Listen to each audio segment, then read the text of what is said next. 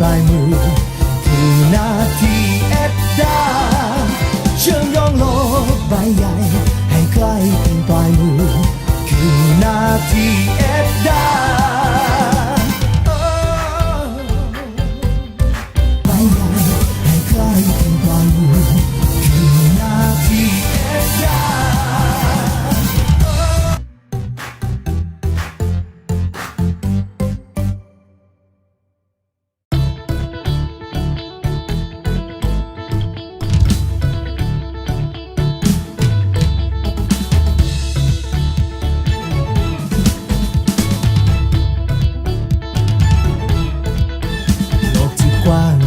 พร้อมให้เราก้าวทันจงมุ่งมั่นให้เป็นวันของเราให้คนไทยได้ทำธุรกรรมคำเช้าอย่างปลอดภัยมั่นใจทุกเวลานาทีลงไปด้วยความหมายทุกสิ่งที่ทำน้อยใหญ่พัฒนาการทำให้เศรษฐกิจไทยงานองอาจยั่งยืนพวกเราไม่หยุดคิดพวกเราไม่หยุดทำไม่ยอมเป็นผู้ตามกล้าทำสิ่งใหม่รวมพลังศรัทธายึดมั่นในหัวใจพวกเราคือเอ็ดดาสร้างสะพานแข็งแรงเชื่อมทางไปข้างหน้าคือความหมายที่สื่อเชื่อมโยงโลกใบใหญ่ให้ใกล้เพียงปลายมือคือหน้าที่เอ็ดดา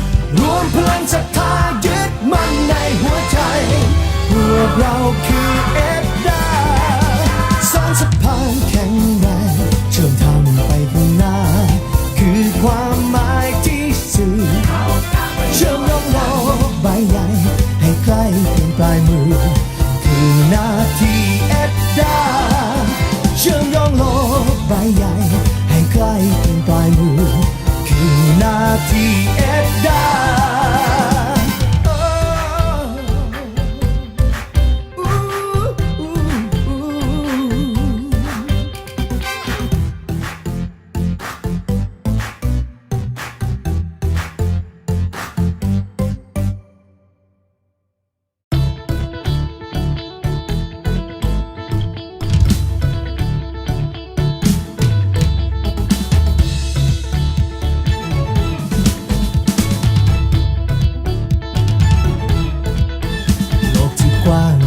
พร้อมให้เราก้าวทันจงมุ่งมั่นให้เป็นวันของเราให้คนไทยได้ทำธุรกรรมคำเช้าอย่างปลอดภัยมั่นใจทุกเวลานาทีลงไปด้วยความหมายทุกสิ่งที่ทำน้อยใหญ่พัฒนาการทำให้เศรษฐกิจไทยงานองอาจยั่งยืนพวกเราไม่หยุดคิดพวกเราไม่หยุดทำไม่ยอมเป็นผู้ตามกล้าทำสิ่งใหม่รวมพลังศรัทธายึดมั่นในหัวใจพวกเราคือเอ็ดดาสร้างสะพานแข็งแรงเชื่อมทางไปข้างหน้าคือความหมายที่สื่อเชื่อมโยงโลกใบใหญ่ให้ใกล้เพียงปลายมือคือหน้าที่เอ็ด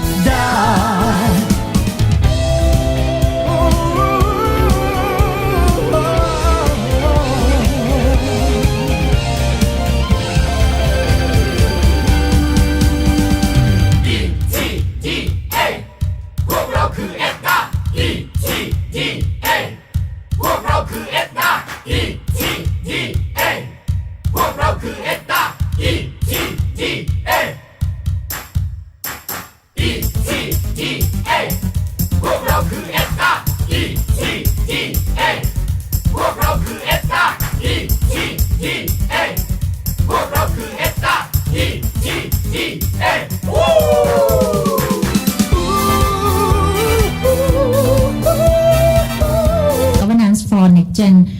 Technologies International Trends and Perspectives ค่ะวันนี้ดิฉันสุภจิตราเราหาวัฒนาพิญโยค่ะค่ะรับขวัญชนดำรงกุลนะคะค่ะเราสองคนนะคะรับหน้าที่เป็นผู้ดำเนินรายการการจัดสัมมนาในครั้งนี้นะคะก่อนอื่นขออนุญาตเรียนถึงที่มาของการจัดงานสัมมนาในครั้งนี้นะคะเนื่องจากว่าปัจจุบันค่ะ AI ก็ก้าวเข้ามามีบทบาทในชีวิตประจำวันของเรานะคะแล้วก็ถูกนำมาใช้เป็นส่วนหนึ่งในการประกอบธุรกิจมากขึ้นนะคะโดยเฉพาะอย่างยิ่งการนำ AI มา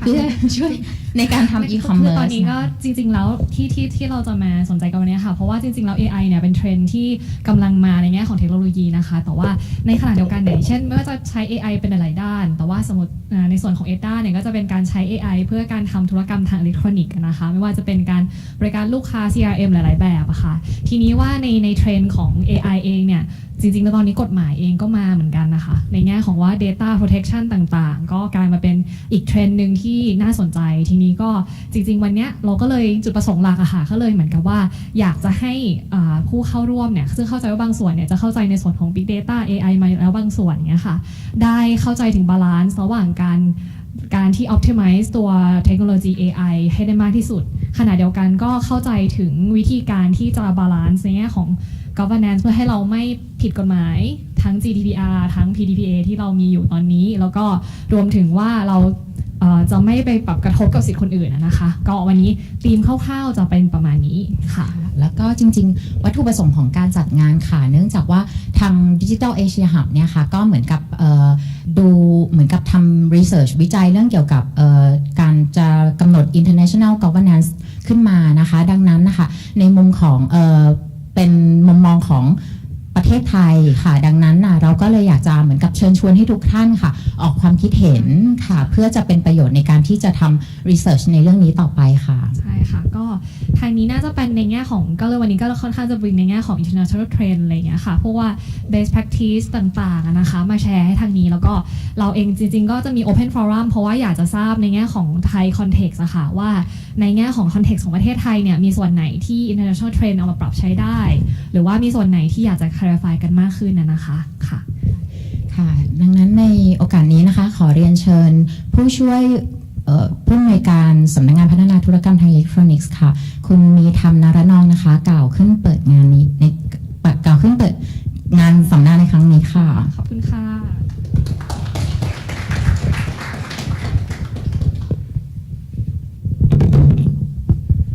สวัสดีครับ Good afternoon ladies and gentlemen here in the room on behalf of ETDA we would love to welcome all of you to our facilities here. This event is actually the second event. We just opened up this facility so far because we just opened it up just last month. So your event is just the second event has been organized here. Big data and AI, it has been a big issue, in Thailand now, and I think it's going to be a lot of people are going to talk about AI and big data, in Thailand from now on. So I hope that this seminar will be the first start, and hope that we're going to have a future collaborations between Thailand and US soon. Thank you so much. Thank you. ขอบคุณทาง ETDA นะคะก็จริงๆแล้วอีเวนต์วันนี้ก็คือจะเป็นความร่วมมือกันระหว่างทาง ETDA แล้วก็ทาง Digital Asia Hub นะคะก็ถ้างั้นเชิญทางนายกสมาคม Digital Asia Hub Thailand ค่ะ So hello. So thank you for coming today. So on behalf of the Digital Asia Hub Thailand, we really want to say that we're going to have more exciting activity this year, right? Please stay tuned and follow us. And our ambition is we want to become a platform for everyone here in Thailand and also Southeast Asia to bring about good ideas and also exchange a lot of ideas about the future policy and governance of emerging technologies here in Thailand as well. So just a few words and then please stay tuned and then we will have more and more interesting seminars and workshops for you. And also I don't want to waste your time. Just handing over to my friends and also our great supporter of Digital Asia Hub Thailand, Professor Us Gasas, right, to say something here. Thank you and good afternoon. Chet, thank you so much for inviting us, and Kwan and our colleagues from ETDA for hosting us. It's a great pleasure. My name is Urs Gasser.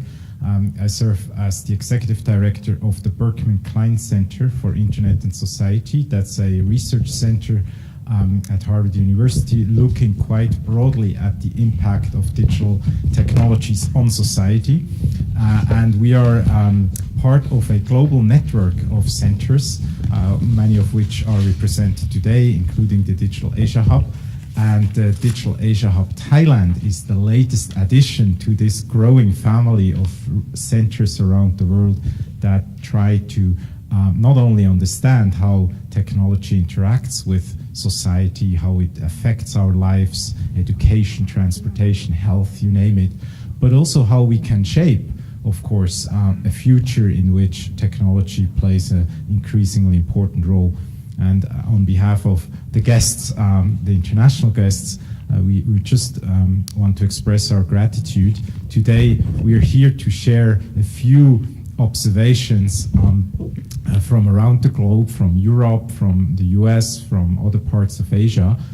But as much as we are here to share our perspectives, of course, the idea is also to learn from all of you and understand what are the needs here in Thailand of Thai people. How do you see these next generation of technologies kind of changing the way we do things, how it affects the digital economy, of course, but also other sectors, and how can we be helpful in sharing experiences and practices under this umbrella governance, which means many different things. So we're looking forward to interacting with you. As was said in the introduction, this is just the beginning of hopefully many conversations. It's a starting point today as we launch into 2020 and more to come. And we are just deeply grateful to have such wonderful partners. And Chet is actually a classmate of mine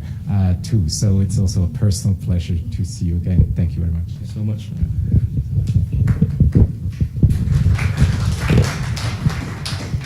ค่ะก็ขอบคุณทั้งทางตัวแทนจากทาง ETDA แล้วก็ทาง Digital Asia Hub นะคะก็เดี๋ยวอาจจะรบกวนขออนุญาต run through นิดหน่อยนะคะก็เราจะมีเซสชันเนี่ยตอนจะมีเซสชัน3เซสชันก่อนนะคะก็ในแต่ละเซสชันเนี่ยด้วยความที่เวลาค่อนข้างลิมิตนะคะก็ถ้าเกิดว่ามี clarification questions เช่นว่าอันนี้ไม่เข้าใจหรืออะไรเงี้ยคือถามได้นะคะแต่ว่าถ้าเกิดว่าเป็นพวก discussion topics เนี่ยจะมีเวลาอยู่แล้วนะคะหลังจากที่3 presentation จบไปนะคะก็จะรบกวนเป็นลักษณะนั้นแล้วก็จะเป็น break แล้วหลังจากนั้นก็จะมีอีก2 session ตอนท้ายนะคะก็ในส่วนของ session แรกค่ะก็เราจะจริงๆแล้ว AI เนี่ยก็เป็นเทคโนโลยีที่มาใหม่แล้วก็ด้วยความที่เป็นมาใหม่เด็กยุคใหม่ก็เลยจะเป็นกลุ่มแรกๆที่เข้าถึงเทคโนโลยีกลุ่มนี้นะคะก็เราก็จะมาฟังค่ะคุณแซนดรานะคะคอร์เทซี่ค่ะซึ่งเป็นนักวิจัยนะคะจากBerkman Klein Center ค่ะที่ทำวิจัยนะคะเกี่ยวกับ Youth and Media Policy ค่ะเราจะมาดูกันนะคะว่าในมุมของ AI ที่เกี่ยวข้องกับเด็กเนี่ยมี case study ยังไงบ้างค่ะเชิญคุณแซนดราค่ะ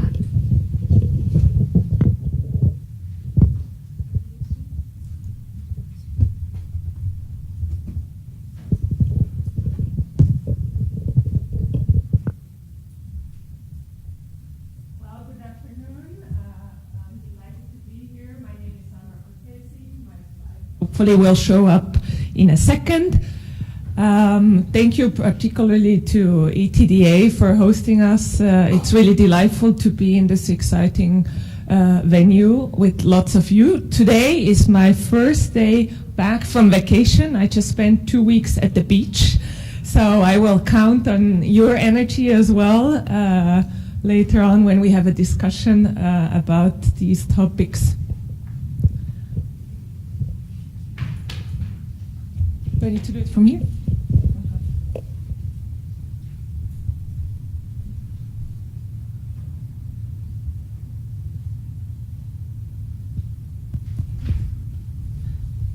Perfect. So So again, my name is Sandra Cortesi. I work with Urs at the Berkman Klein Center for Internet and Society, which is at Harvard University in the United States. At Berkman Klein, I lead a team called the Youth and Media team, where we study young people ages 12 to 18 and how they are being impacted by digital technology.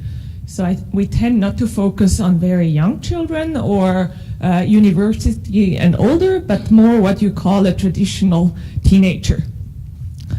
While I'm physically located in the US, you can probably tell from my accent, I grew up in South America and in Europe. So part of our work at Youth and Media focuses on the United States because that's where we're physically located. But here are just some examples from other parts of the world where our work is being conducted and implemented. So also you see some areas in Asia, some countries in Asia represented as well, South America. So a lot of the work we do is actually more global south oriented or focused. I'm a psychologist, so I'm not a lawyer. And I wouldn't call myself an AI expert. For sure, not 2 years ago when we started at Youth and Media this project around AI, I knew very little about AI, I must confess. But Berkman Klein started this much bigger initiative around the ethics and governance of artificial intelligence. And basically every single project at Berkman Klein was asked, what does your project, how can your project engage with this topic and how can your project contribute? So I started basically with a big question and started with a Google search, not knowing much about the topic. And as you will see also from my slides, I'm a very visual person. And if you Google artificial intelligence and you search for pictures, this is mostly what shows up. And I must confess, maybe to you this means more if you're very much into this field, but to me this was way too abstract. And it didn't tell me much other than AI must be something blue and it must be something with robotics. But beyond that, it was very complicated for me. I then said, okay, let's not do a visual search anymore. Let's focus on all the big reports and studies that so far have been out there. Again, this was 2.5 years, 3 years ago. And we spent months and months of reading. But much to our surprise, to a certain extent, young people, my target audience, they were never really referenced in those reports. Neither as designers or developers of AI, but also not as users of those technologies. And to me, that was, to a certain extent, interesting in itself, but to another extent also a little bit puzzling. Why is that the case?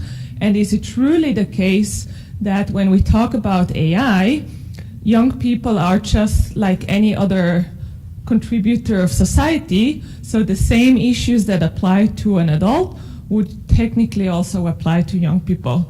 And I didn't really believe that because there are many areas, for instance, such as education that are very specific to young people, or for instance, health and well-being. If you think about young people, where they are in their developmental stage, I thought there must be more that we can figure out and say about youth and AI.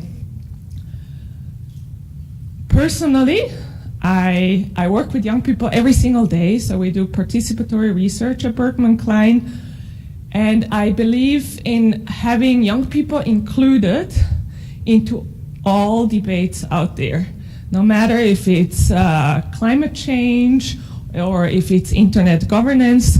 I strongly personally believe that we should involve young people more. But particularly when we talk about AI, and this is an article, by the way, you are allowed, of course, to take pictures of slides if you want, particularly if they have links on it. This is an article that appeared not so long ago in Wired that Urs wrote. And in this article, he makes the claim that especially when we talk about AI, we need to involve young people because they will be the ones that have to deal with our decisions. So right now we're making a lot of decisions about which technologies are we building, which technologies are we buying, which technologies are we implementing, and the ones that are going to face the consequences if we do it ethically well or if we do it in a smart way or in a trustworthy way are likely going to be the next ones basically coming into this field. So based on the little knowledge we had and the little knowledge that was out there, we still decided that we want to collect all evidence or research out there, and we published a report at Youth and Media, which is called Youth and AI, a very sophisticated title, I must say. And in this report, we mostly collect all evidence out there about young people and AI. So there are a lot of links you can click and other resources you can read. But in addition to that, we ask a lot of questions, because based on the very little evidence, we had a ton of questions. And I must confess, it has maybe a little bit of a US Western view on things. So if you take the time to read this report and you either find additional resources that are from Thailand or other parts of Asia, or you think questions could be framed differently, please don't hesitate to email me, and I would love to work with you and see how we can modify and expand this report to make it more relevant. So the report covers 5 areas. It doesn't mean that those are the areas that only interest me or will always just only interest me. It just meant that those were the areas where we found additional research. And those 5 areas are education, health and well-being, work, creativity and entertainment, privacy and safety. And so for the sake of today, I won't go through each individual area, but I thought I will share 3 areas and a specific example in each area of observations and questions I have that maybe could spark a conversation among all of us, if that is okay with you. So maybe before I start with the first topic, maybe take 20 seconds in your mind or on the paper you have in front of you and think about the questions you have, why you came here. Maybe you came just because of Malavika or some of the other speakers. But if you think about teenagers, could be Thai teenagers or young people around the world, are there specific questions you have in the context of AI that you were hoping maybe I can address either through my talk or then later in the conversation? So maybe take like 10 seconds, 15 seconds to think about it. What's one question you have that hopefully I will address?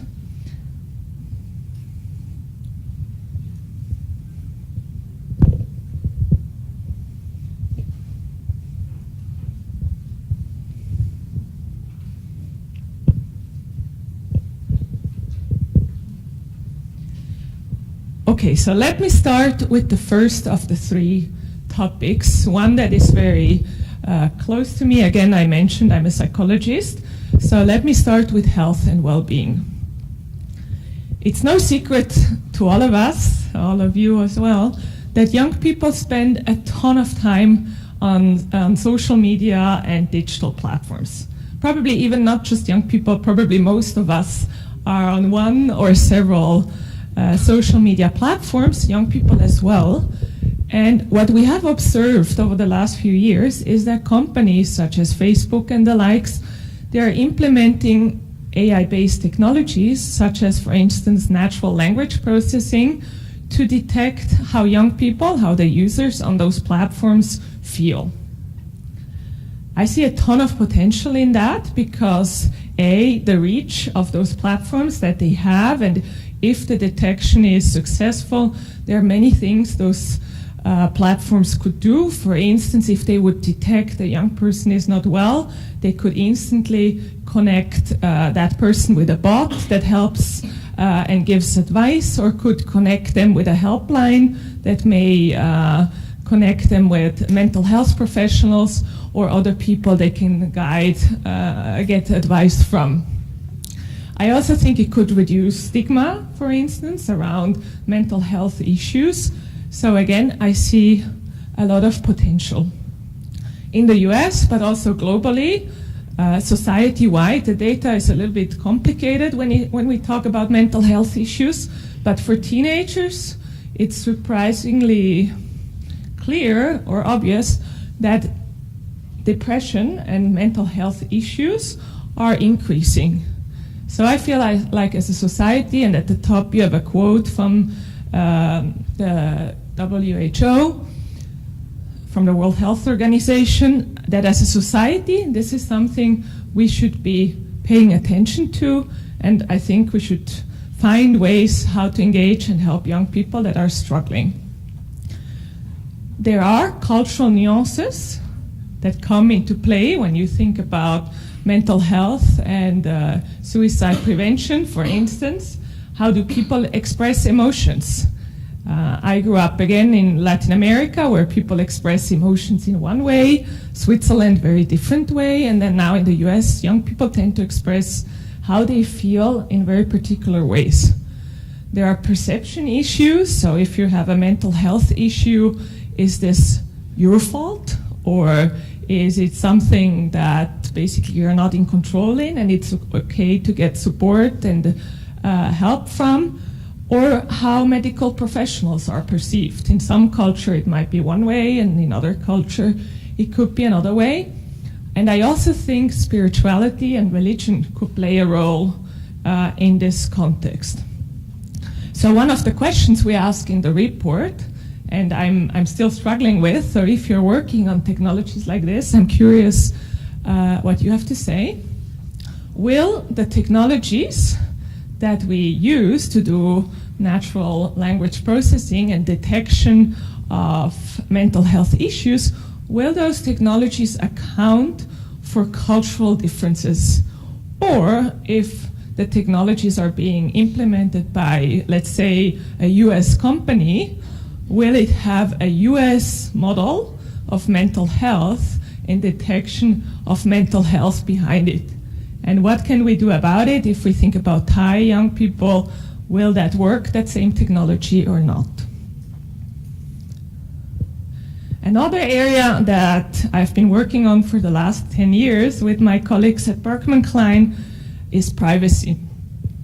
And I give you an example, which is from a video, so I haven't seen it in real life.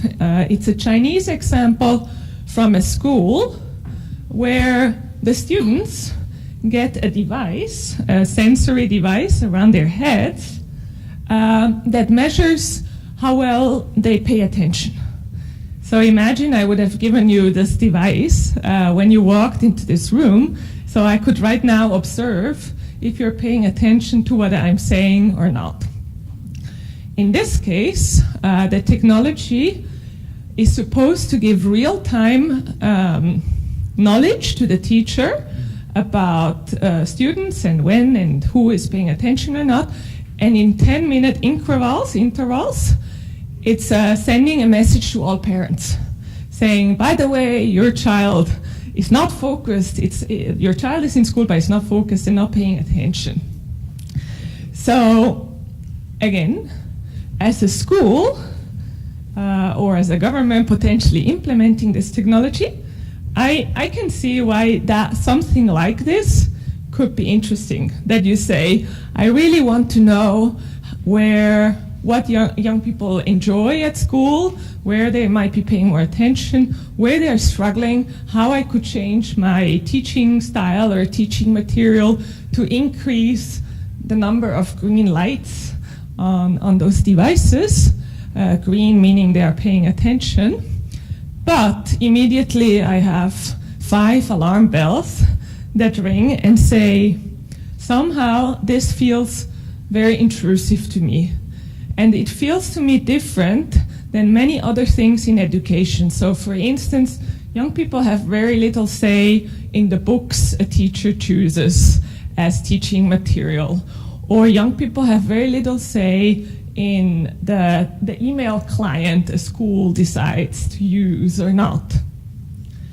But here again, it feels to me like young people should have more say in this matter, and it feels to me like it might be also playing or messing with some of their more fundamental rights, or how we should treat and engage young people, not just legally but also psychologically and emotionally.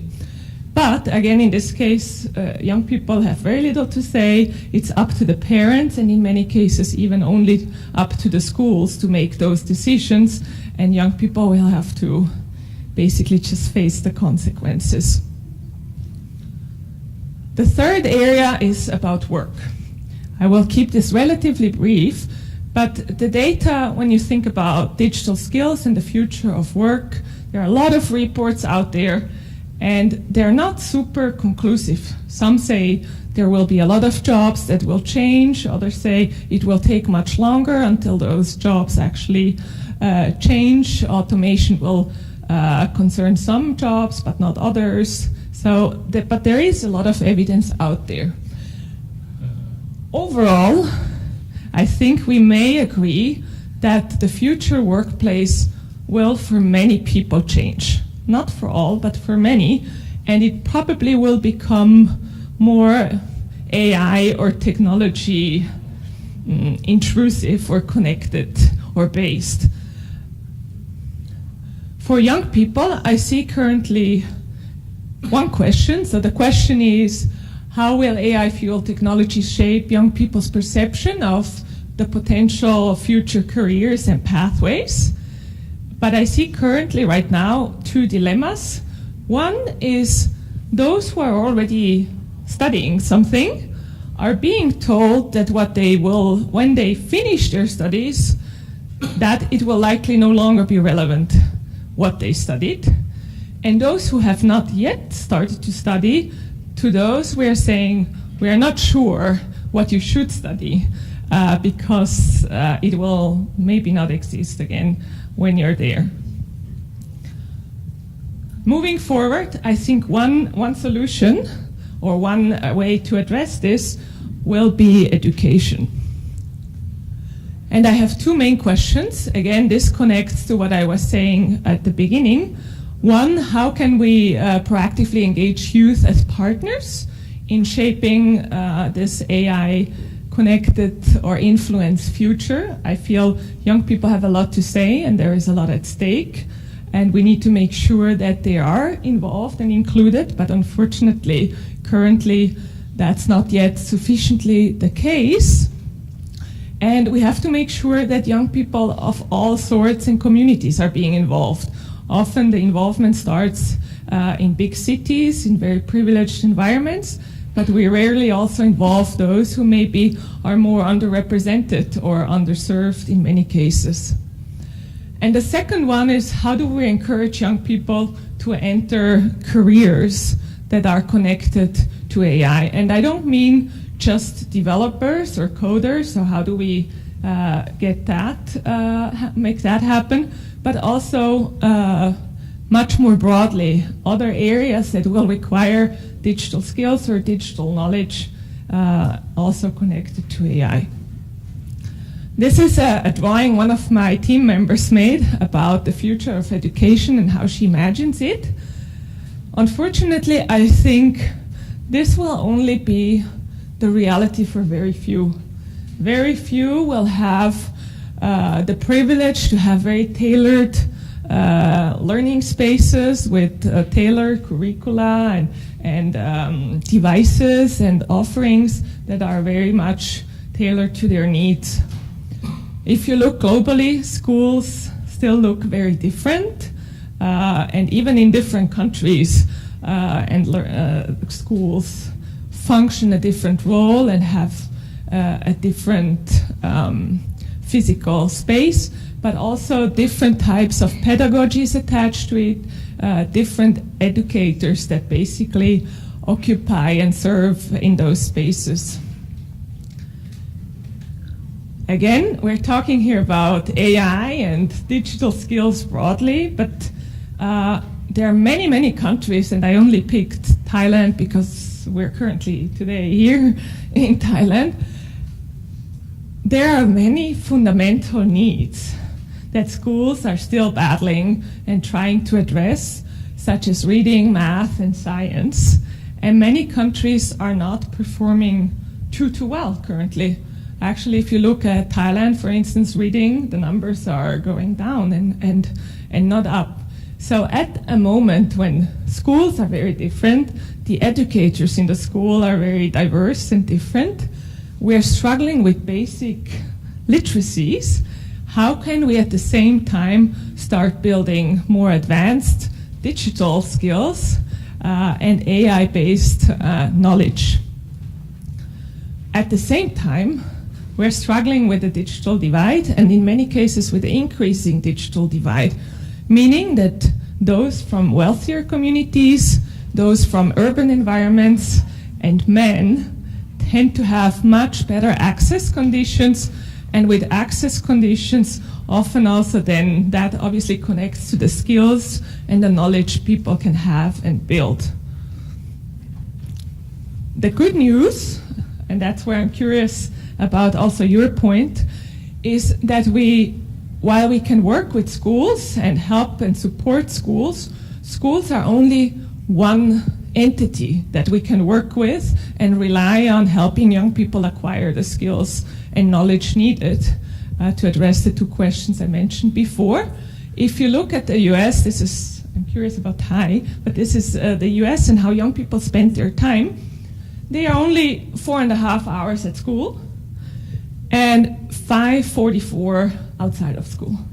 Meaning, school is one place where we can teach those skills, but outside of school, there is equally as much time.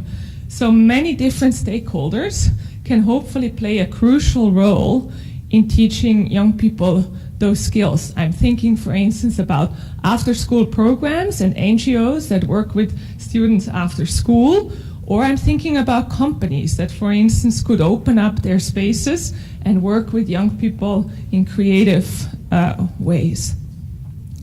There are different things organizations around the world are doing, including youth and media, so for instance, summer programs, advisory boards, youth consultations.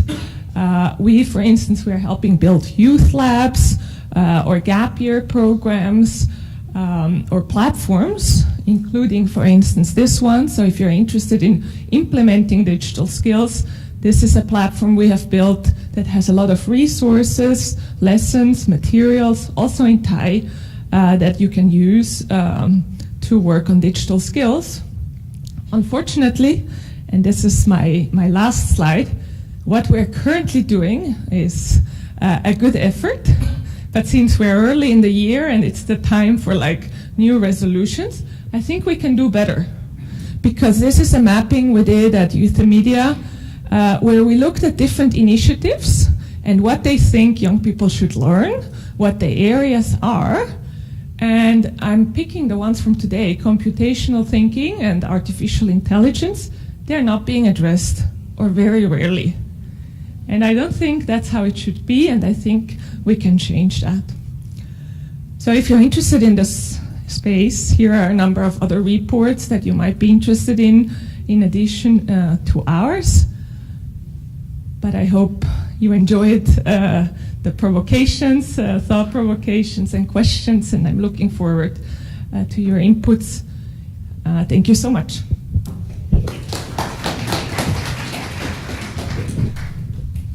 And I think we're reserving the question time for the end, but if you have a clarification question, then I'm happy to respond that, or otherwise we save the questions for later. Are there any clarification questions?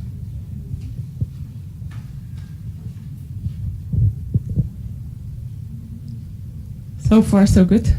Maybe one?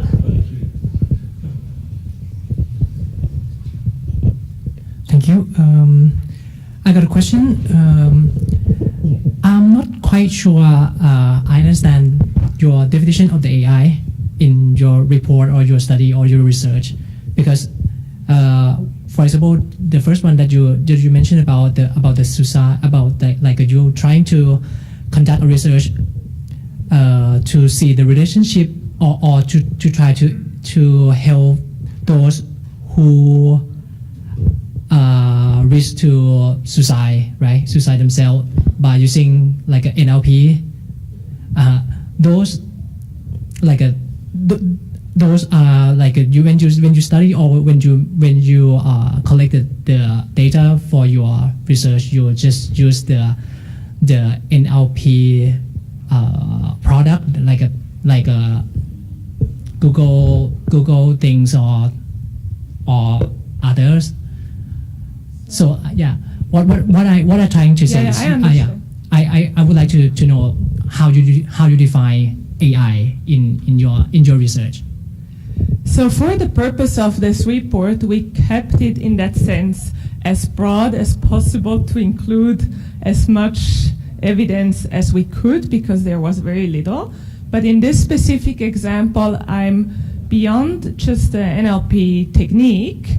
I'm more interested in what happens potentially also afterwards. So what kind of algorithms or other technologies are company then using, such as, for instance, a chatbot or algorithms that could basically show you different type of content based on the detection of mental health issues. That then I maybe connect more with the traditional views of AI. But in that sense, I see it much more broadly, but I'm interested also what do you think then? What's your perspective? I just when I heard about the maybe because I'm data scientist, so I'm not quite familiar with like the raw or rise of the or AI ethics. What I'm thinking about this one is maybe we need to like concretely or explicitly separate between like the AI system and the other maybe software system, like because when you're talking about the chatbot or like NLP system, it also relate to like a web browser things, like a back-end system and those kind of software, like software related system, which is I mean in my perspective is not considered as AI system. Yeah, I understand. In most cases, we tend to focus more on machine learning and algorithms because I'm not a computer scientist, for instance, with my team. But at Berkman Klein, we have data scientists, computer scientists. Yeah, I understand, but you want to like maybe you need to measure the effect of those things toward children or youth, right? But I mean somehow you need to. I don't see the solution as well for now, but maybe you need to maybe we need to somehow like separate the effect of these things, like yeah. Yes, I agree. Thank you so much. I agree. Are there other clarification questions? Otherwise, yes.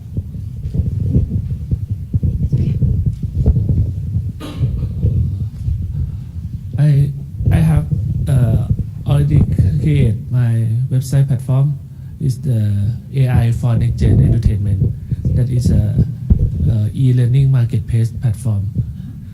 And I want to know about how can I apply your research to my platform. Maybe we talk in the break more specifically, so I can figure that out. That you present this your research, right?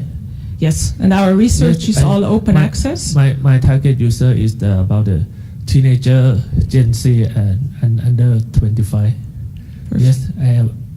My application is apply AI to connect the user and tutor that they can create the content by themselves.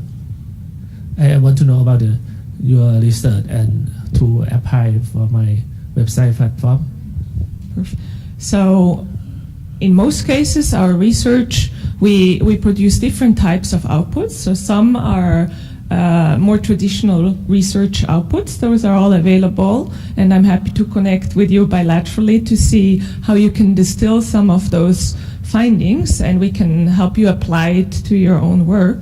In other cases, the research is more the research is more shared as educational outputs, and that's, for instance, on the platform I shared.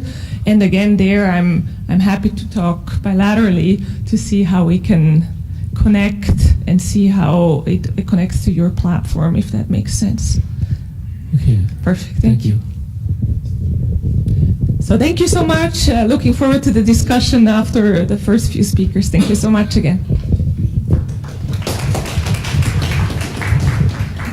ค่ะก็ต้องขอบคุณทางซันดรานะคะแล้วก็สำหรับคำถามแล้วก็ discussion ก็เดี๋ยวอาจจะมีอีกเซสชันหนึ่งถ้าเกิดว่าอยากจะลงดีเทลหรือว่า after coffee break ก็ยังสามารถที่จะคุยกันเพิ่มเติมได้นะคะก็สำหรับเซสชันต่อไปจะเป็นเรื่องหัวข้อก็คือ deploying AI in an Asian context นะคะจริงๆแล้วโฟกัสจะเป็นเรื่องของการที่รัฐบาลหลายๆประเทศเนี่ยค่ะเริ่ม adoption ของ AI เข้ามาก็เดี๋ยวจะมีทางคุณมาลาวิกาจยารามนะคะก็จะมาช่วยแชร์ทำมาลาวิก้าเนี่ยเป็น technology lawyer นะคะก็อาจจะช่วยได้ในหลายๆส่วนของการที่อันเมื่อกี้อาจจะมีคำถามค่อนข้างเยอะเกี่ยวกับ use case อะไรอย่างเงี้ยค่ะก็จะมีหลายๆตัวอย่างของ use case ที่เกิดขึ้นนะคะในแง่ของ government ที่ adopt ตัว AI ค่ะก็ขอเชิญคุณมาลาวิก้าค่ะ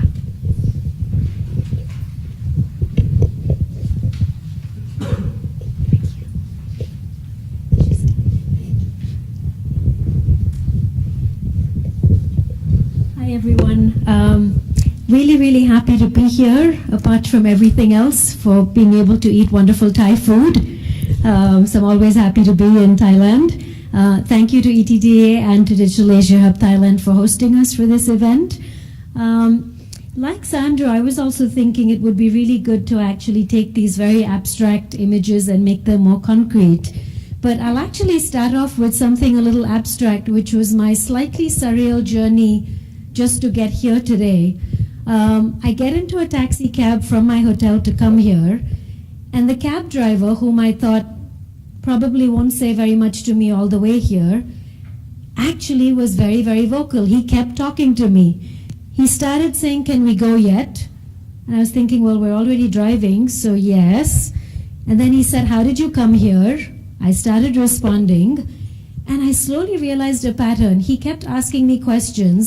I kept trying to respond, but he didn't actually wait for me to respond. He kept speaking. But the questions got stranger and stranger. It went from, "How did you come here?" "Can we go yet?" to "Can you help me please?" to "Eagles can fly very fast," to "I really like chocolate cake," to "You must listen to the teacher when they speak." And then finally, "Swim. You can't swim. You don't know how to swim." And I thought, is this just me? Have I completely lost my mind? What is going on? And I kept trying to speak to him, and then I realized he actually wasn't listening to me. He had earphones on, and he was clearly learning how to speak English from an app. And he was very proud because he kept looking to see my reaction, as in, "How do you like my English?" But I think it was only when the questions got to the "I really like chocolate cake" that I thought, is he going to offer me chocolate cake? What's going on? But it really got me thinking about how in an increasingly globalized world, in the old school days we'd go and learn a language. Now we've got this sort of next generation where he's learning through an app in real time, multitasking while he's driving, because in Bangkok traffic you're stuck for hours on the street. He might as well learn an entirely new language while he's doing that. And it's also a really great way of interacting with people. But it also got me thinking about the next generation of it when AI will be doing all of this. And Japan is trying to introduce something like this with the Olympics, where it doesn't matter that you don't speak Japanese and they don't speak English. An AI chatbot will actually help you give directions in cabs.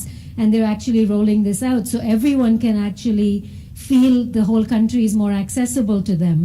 So I was actually wondering, this is one little instance of where one guy took the initiative to actually improve his skill set, be more next generation friendly, be more ready for a workplace where a self-driving car might automate him out of existence, maybe he now needs to work at a call center asking people how they're getting on with their day and would they like to check their banking transaction. But it was just a very fascinating example for me of how people are, even in the absence of government initiatives, are trying to do their own little bit to upskill. So that was just sort of the frame of mind in which I came to this. That was just a little anecdote, but I wanted to actually share with you some of the case studies that we've actually done, because we were thinking there is so much hype about what AI can do, what it can't do, whether it's utopian, dystopian, disastrous, completely transformative for developing economies.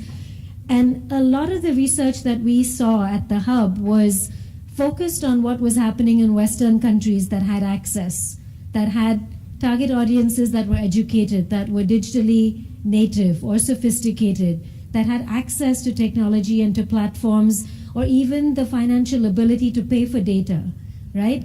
And we really wanted to see what happens when you deploy this in other countries where information asymmetries may be really huge, where access to technology might be distributed in very unequal and uneven ways, where language might be a barrier, where the platform might privilege one language over others. And we really wanted to understand how this works. So we launched a series of case study projects, which was actually just the process of seeking these studies was interesting because people were very reluctant to talk about what they were doing. And we focused particularly on government-led initiatives and things that were in the public interest, where AI was being used to further public service goals. And we realized that a lot of it was because they were still works in progress. Governments were very reluctant to actually talk about them until they could establish that they were unambiguously successful. They didn't want to start to discuss things and have you point out flaws or actually show how pilots were actually very different from what would happen in real life. So they were very nervous of sharing information.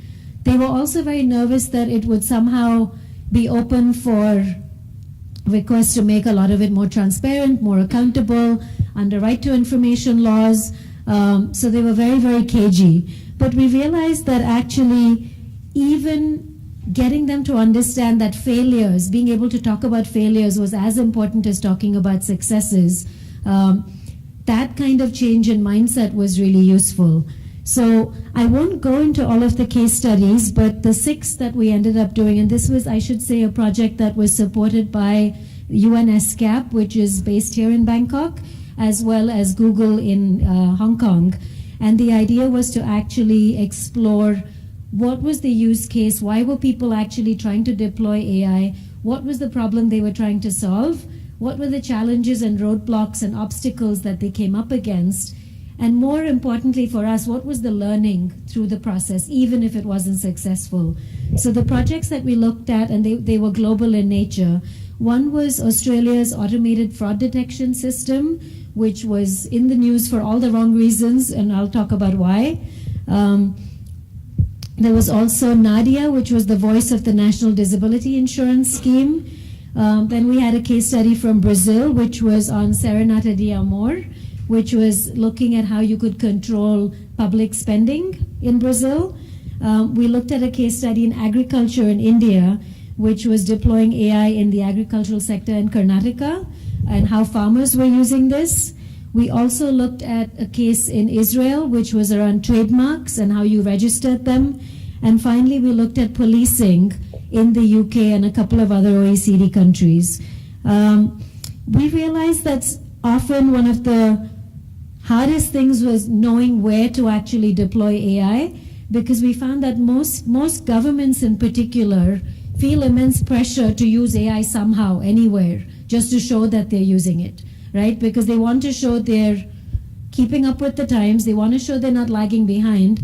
But more importantly, we found it's really easy to get budget expenditure when you come up with something new and sexy like AI. If you say you want to maintain old school legacy systems, no one's really interested because the gains don't look very interesting and exciting. But you say you're going to deploy AI, even if actually it's statistics or it's actually very old school regressions, but it actually looks more interesting when you say we're using AI to automate something. But it often meant there was a huge mismatch between what was the stated goal of the project and what they were actually trying to achieve. Sometimes even identifying what was relatively under-optimized within services that were already existing was actually a much better use case than trying to do something completely new in a greenfield setting, because you already had legal approval, you had regulatory authorization for this kind of a task, you already had buy-in within the institution, within that department of government.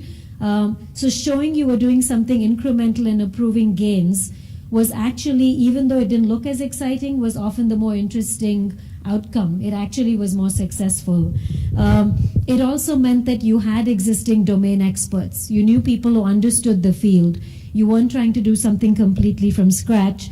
And more importantly, this opportunity was actually aligned with the overall mission or objective of that department. We also found that deciding on doing a pilot rather than just rolling this out at full scale was something that a lot of people failed at.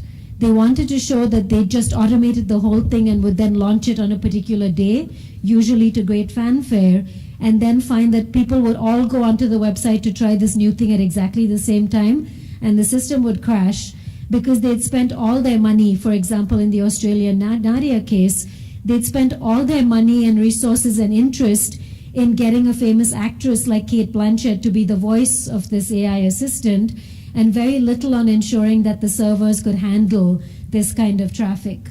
And therefore you had a very, very poor latency. People would ask Nadia questions.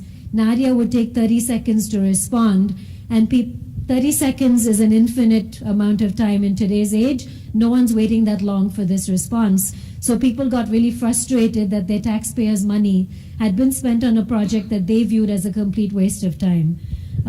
Whereas in other cases, like in the agricultural study in India, they actually started out looking at 175 farmers. Then they scaled it up to 3,000 farmers. Then they made it a few 100,000 before they actually started to look at, deploying it at scale. Similarly, in other cases, like in Brazil, they actually crowdsourced intelligence from people saying, here's what we want to achieve. And actually the Brazilian case is very interesting, just the name of it. It's called Serenata de Amor, which was a citizen-led platform. And it was actually inspired by a Swedish case, which was called the Toblerone affair, like the chocolate Toblerone. And that's because a particular politician was brought down because he used public funds to purchase a bar of Toblerone. So that was sort of like the canary in the coal mine, which led to all kinds of other abuses of public funding. So the citizen-led initiative in Brazil thought that's really inspiring, like a really tiny little 50-cent purchase can actually bring down a politician. So they actually used Serenata de Amor, which is a very famous brand of chocolate in Brazil, as the name of this crowdsourcing platform.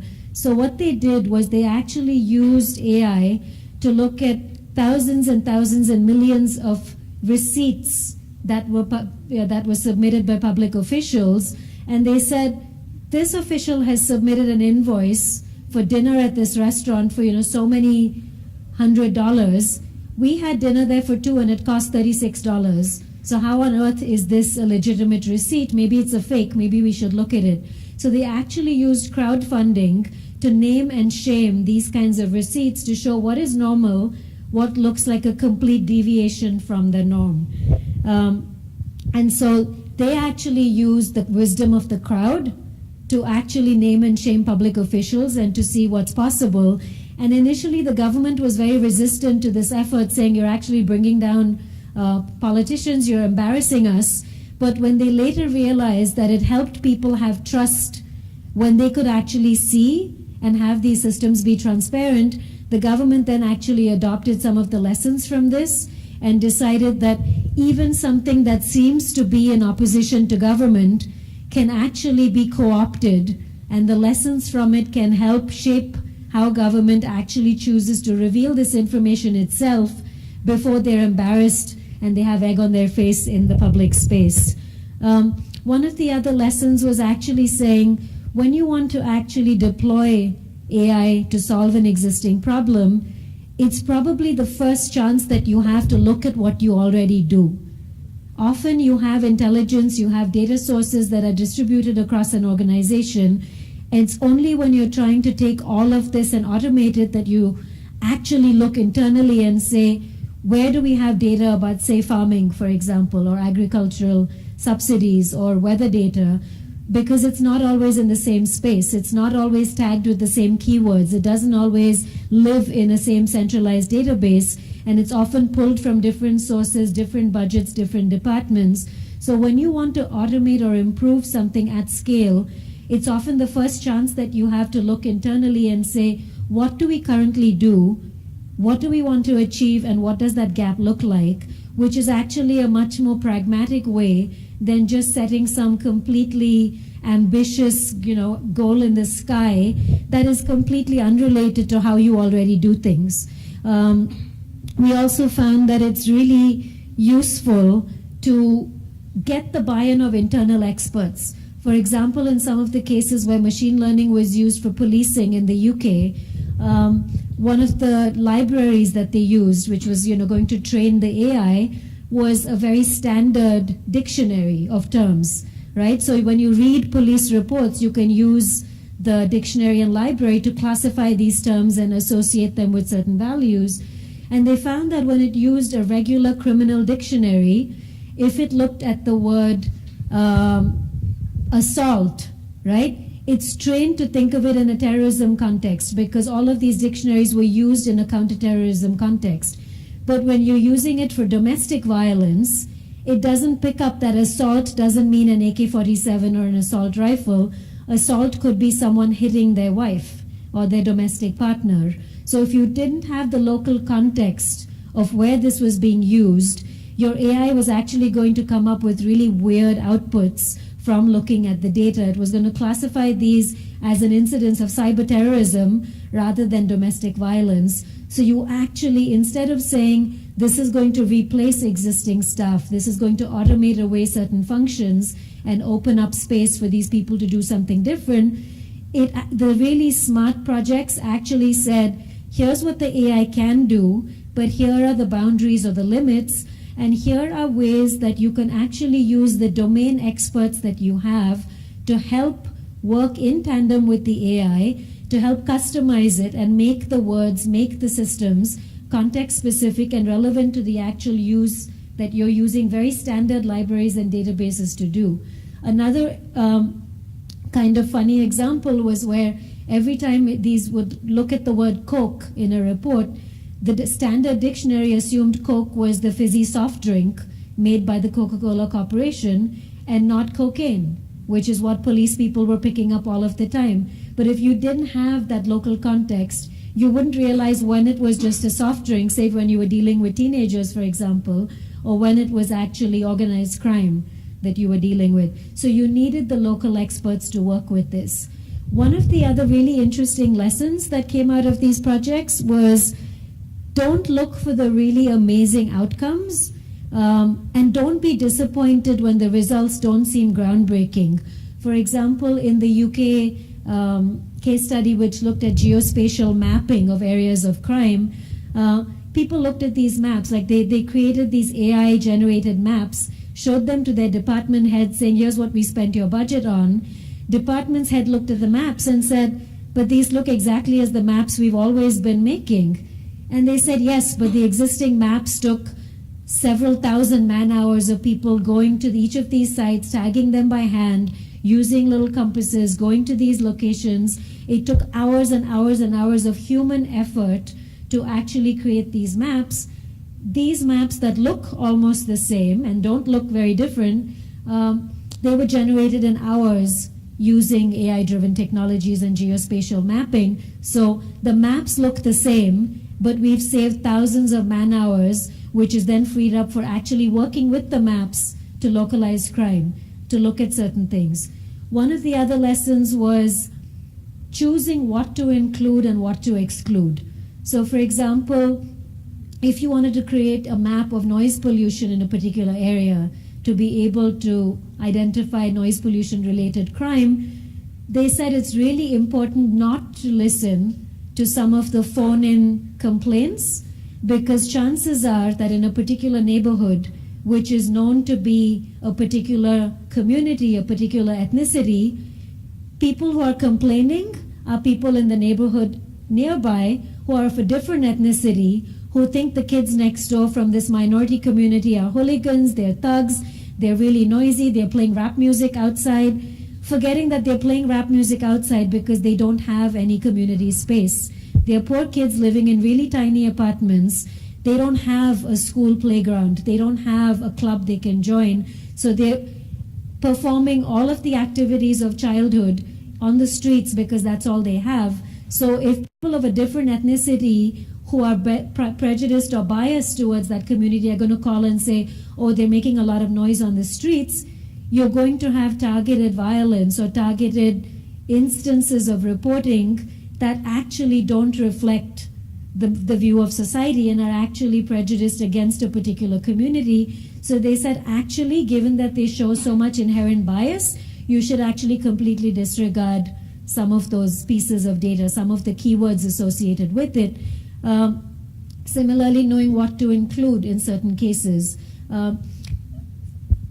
Some of the other examples of exclusion were where in particular neighborhoods where they said there's a lot of crime, a lot of instances, police officers who worked with that beat said, actually that's fine, those are good kids, and those are kids that are actually the most important resources we have in that community because they help us interact with the more extreme ends of that community. These are the ones that will actually talk to the police, and if we have any really big instances of violence, we can trust that they will partner with us, leak information to us, and equally if we have instances when we know there's a bomb alert or something, they will help get that information out in a way that is not the police coming in and, being visible and creating a lot of animosity in that community. So when there are instances of complaints against the good kids in that community, we're just going to completely ignore them unless it's, above a certain threshold.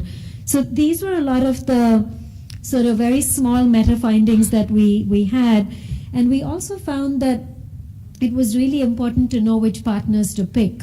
Often we felt that where these sort of AI systems were being deployed entirely by government, you could end up with a trust deficit because the same government that had been producing terrible outcomes, if that government then went and said, oh, we're just automating everything, people would say, great, you're going to waste more money doing more of the same nonsense you've done before.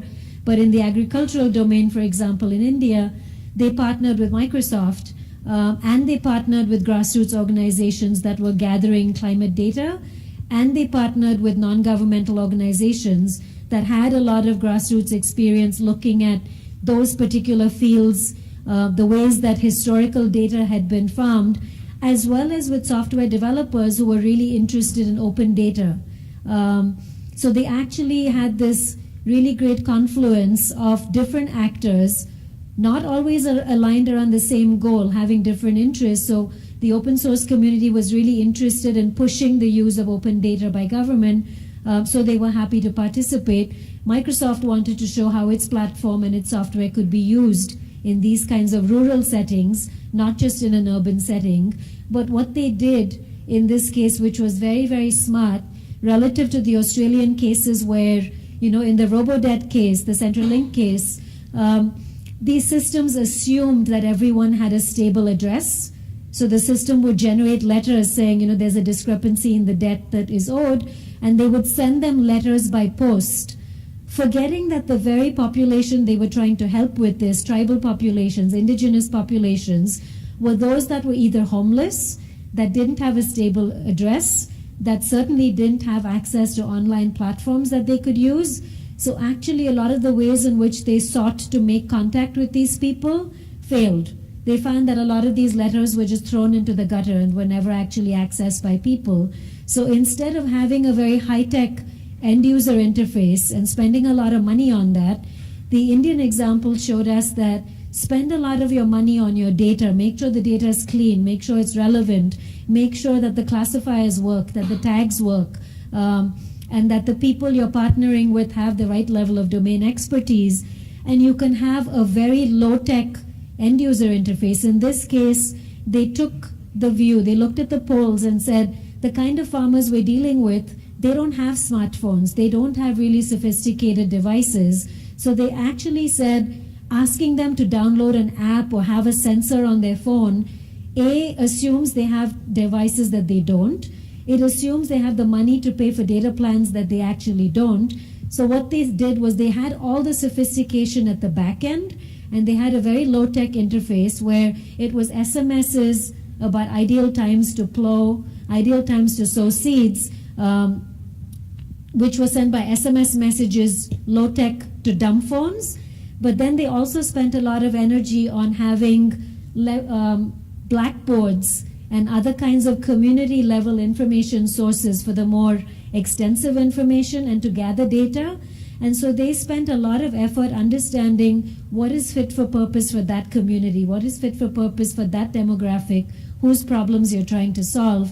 So they had all the AI and the intelligence at the back end or powering the system, but they didn't expect users to be AI natives, to be AI sophisticates, or even have to learn anything new in order to use these benefits. So these were sort of the very high-level lessons that we had from this project, and there are many more, but I'll leave it here. And it's actually a 62-page case study, and with the 6 studies that we've done, lessons, recommendations from them.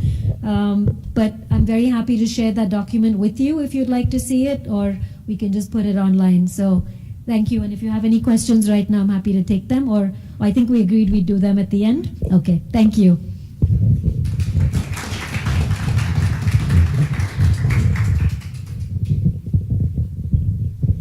ค่ะในท็อปิกต่อไปนะคะก็จะเป็นหัวข้อ how to engage your stakeholders into designing fairer AI นะคะก็ในเซสชันแรกนะคะเราได้ทำความรู้จักกับมุมของการดูแล teenage ไปแล้วนะคะเซสชันเมื่อสักครู่นี้นะคะก็จะเป็นมุมเกี่ยวกับเรื่องของการที่ government นำตัว AI มาใช้ในการให้บริการประชาชนนะคะเซสชันนี้ค่ะเราจะพูดในมุมมองของ business ค่ะว่าจะต้องคำนึงถึง social responsibility ในมุมมองไหนบ้างนะคะเพราะว่าการใช้ AI เนี่ยค่ะก็เหมือนกับเราถือข้อมูลที่ยิ่งใหญ่นะคะการมีพลังอำนาจที่ยิ่งใหญ่ก็นำมาซึ่งความรับผิดชอบที่ยิ่งใหญ่ด้วยนะคะเรามาฟังกันค่ะ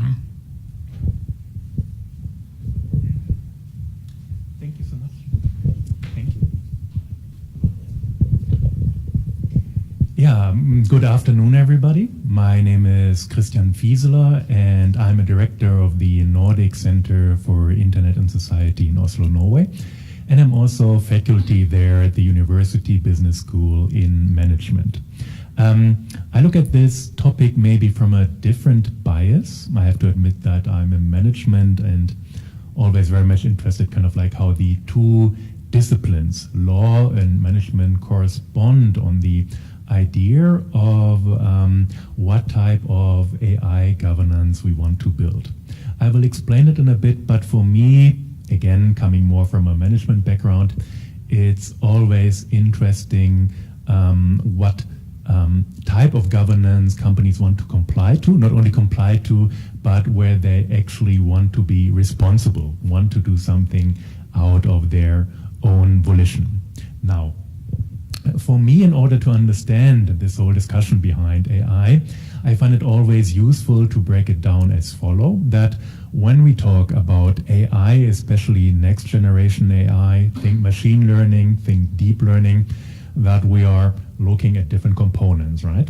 And again, my personal bias, I tend to like metaphors.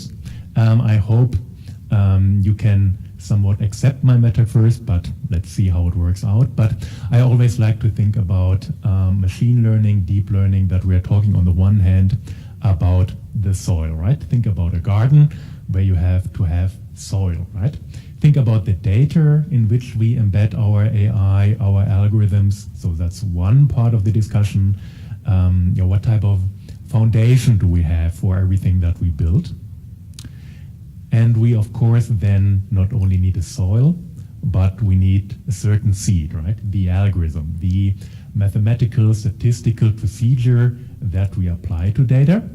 And for me personally, I think a very interesting outcome of this, right, where I think maybe management has something to say, then the idea of what actually becomes of the combination between algorithms and data, right? The idea of that this will result in programs, this will result in startups, this will result in organization, right? Kind of like the idea of that AI essentially transforms organization, or that essentially leads to new types of organizations, where I would argue that with every plant, with every garden, you grow something, but you can still then decide what type of garden you want, right? And the idea, what I want to explore with you now for the last maybe 10, 15, 20, I think, minutes before we go into the Q&A and the tea break, is the idea, how can we become, again, metaphorically speaking, I will not talk about gardening per se, but how can we become the best botanists and gardeners for sensible algorithmic organizations, right? The idea of what type of care we want to put towards these types of organization when it is more or less a value judgment, how far you actually want to go into how to design your AI, right? How inclusive you want to make it, and in how far you want to involve stakeholders into your innovation processes. The whole discussion, of course, behind AI, Malavika and Sandra already touched upon that to a degree, is that nowadays the idea of fairness, transparency, explainability, interpretability becomes ever more so complicated, right? The further we move away from these old-fashioned top-down AI systems, right? You essentially work with symbolic AI, you spell down how a system has to behave, towards more bottom-up processes, right? Think about machine learning, think specifically about deep learning, where we essentially reaching a new wave of opacity, right? The idea of how easily can actually a layperson inspect those types of systems. Hardly anywhere, right? When it comes to computer vision, natural language processing, it always needs nowadays the interplay between experts, programmers, tech persons, which make the whole idea of involving stakeholders a much more complicated, a much more arranged type of arrangement. Where I want to put the emphasis of my little input here today is essentially the middle part here, the responsibility part, right? Because when it comes to the idea of governing AI, we have to have a discussion about interpretability. Can we, as technologists, even understand how the system works?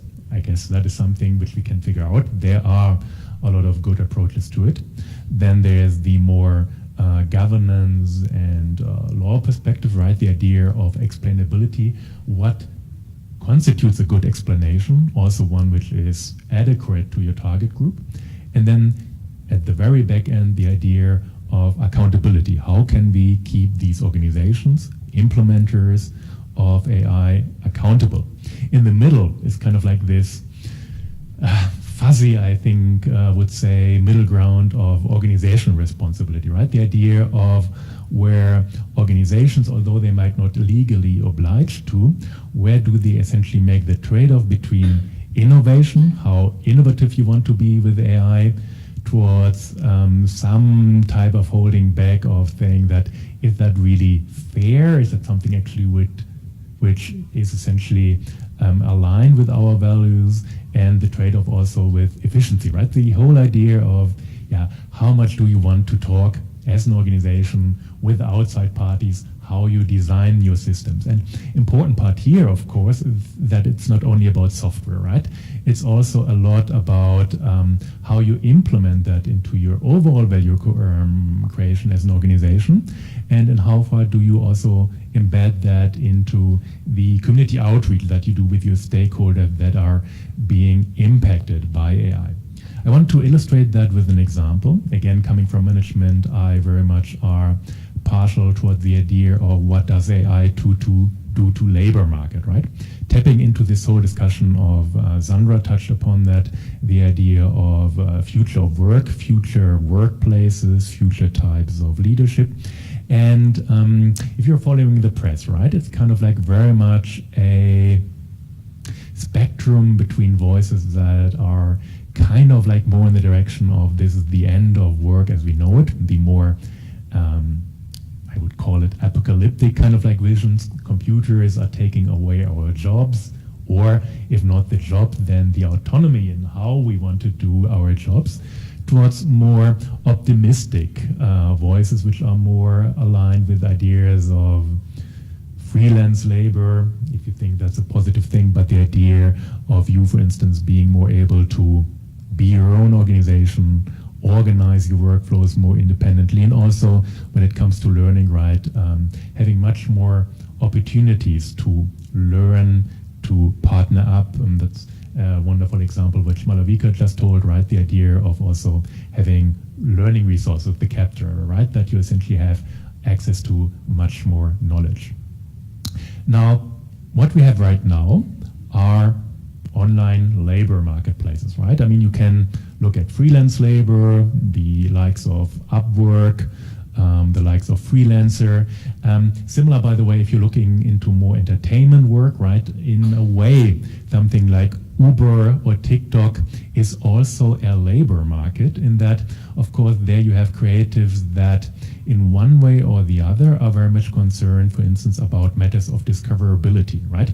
Imagine you being a freelance laborer, a freelance lawyer, a freelance consultant. It very much matters whether you are presented on the first page for me looking for a lawyer or for a consultant, or on page 3, right? And that has very much to do with an algorithm essentially determining, are you the right person for a particular request? Think about the discussions which YouTube creators are having. Does the algorithm essentially put me into recommended or not? Or in a more extreme form when it comes to emerging platforms like TikTok, which are more or less completely algorithmically driven in terms of discoverability, right? It matters essentially for work, for your financial fortunes, how discoverable you are, and that is very much by now an automated feature. Now, when it comes to the idea of AI and fairness, that's actually something which I'm really interested in the law perspective, is to my understanding not only that there's something which is real, but also what people imagine as being real. I want to explain, right? Maybe you still remember this very old movie, The Wizard of Oz. Essentially, the idea is, or one of the ideas is that there's a very scary wizard, which the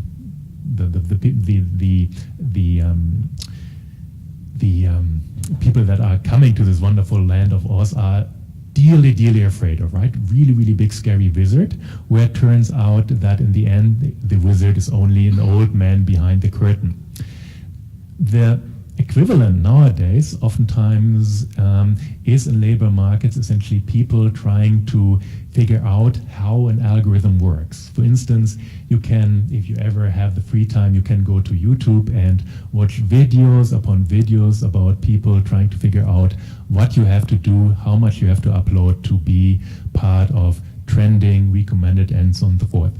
Go to Uber driver forums, equivalent here of Grab, and you have many people sharing strategies of when do you have to be online, what do you have to do to essentially get more matches with customers, or go to forums like forums which belong to Upwork, not belong to Upwork, but which are related to Upwork, and you have strategies upon strategies where people try to reverse engineer an algorithm and how it might work best. And now kind of like the question which you can always ask, is that something which is also somewhat instrumental, right? You have a little bit of a benefit of an organization, arguably, that if nobody really knows how things work, you have a power advantage, right? Even though you don't, in legal term, quote unquote, again, not a lawyer, right? But although your policies might be fine, if people still somewhat act on an assumption of how you can be successful,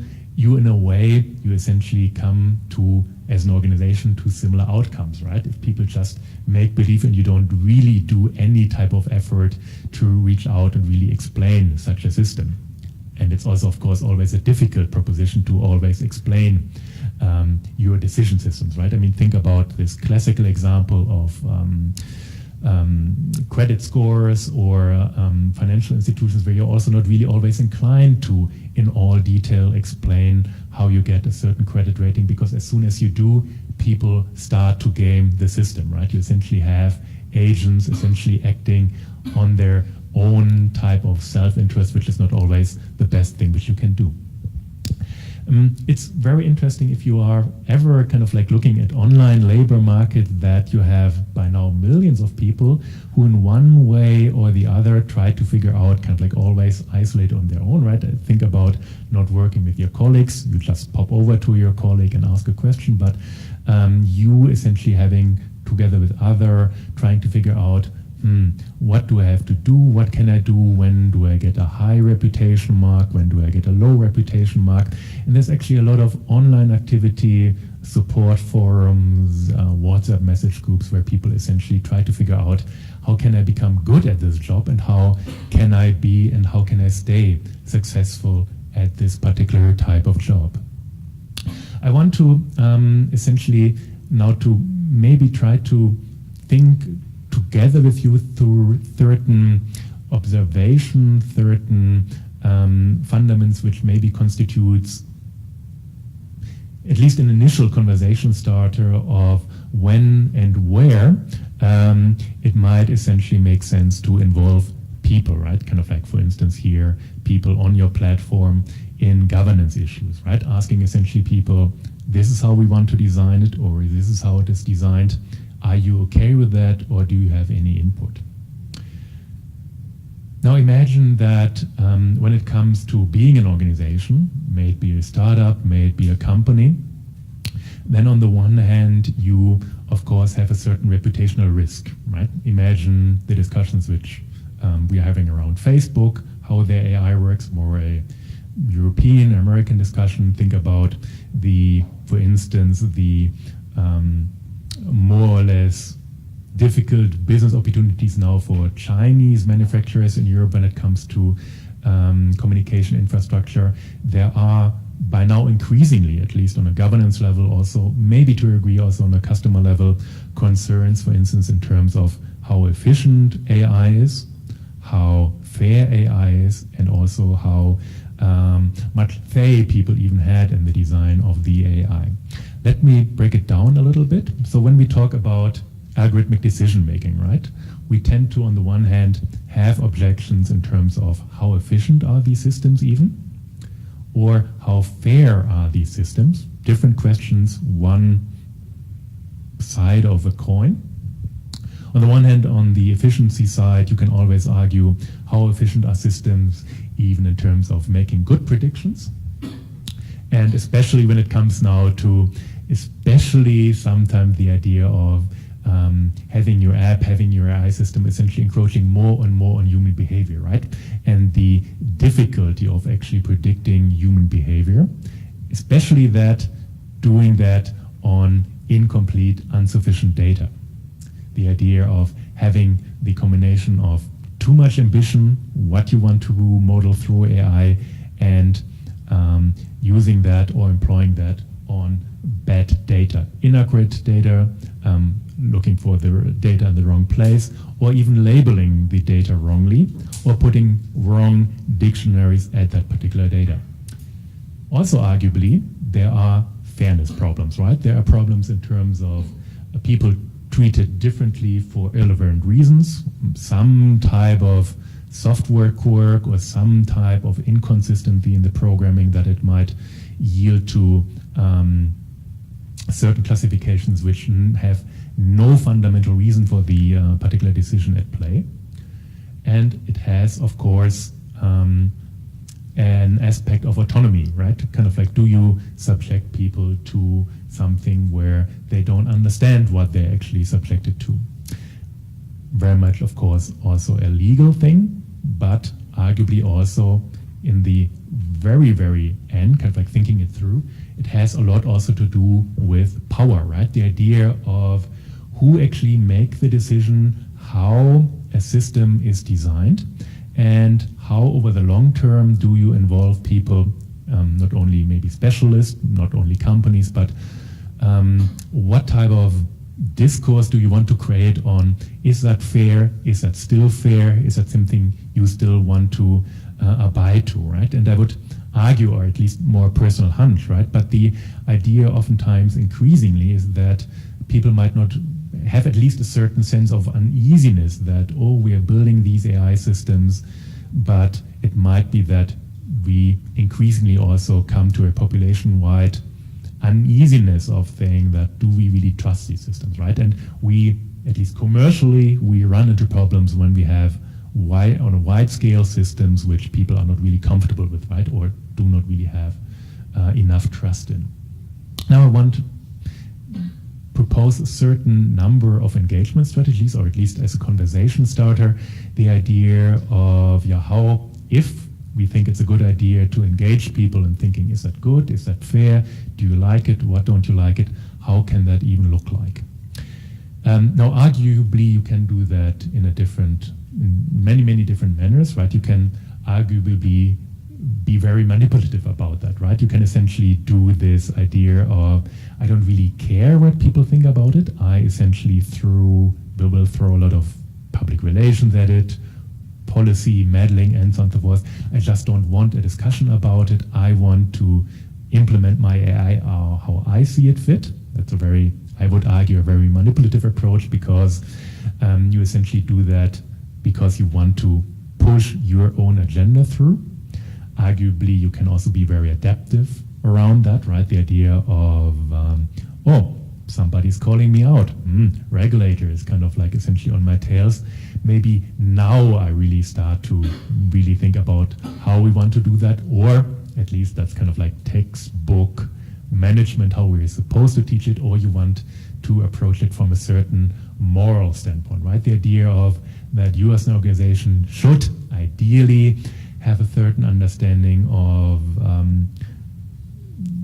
what do you think is fair, right? Or what do you think is moral? What is the right thing to do, right? Essentially coming from a very much value-driven perspective to it. And by values, I mean especially something when it comes to in terms of how much openness you want to have, how much input you want to have.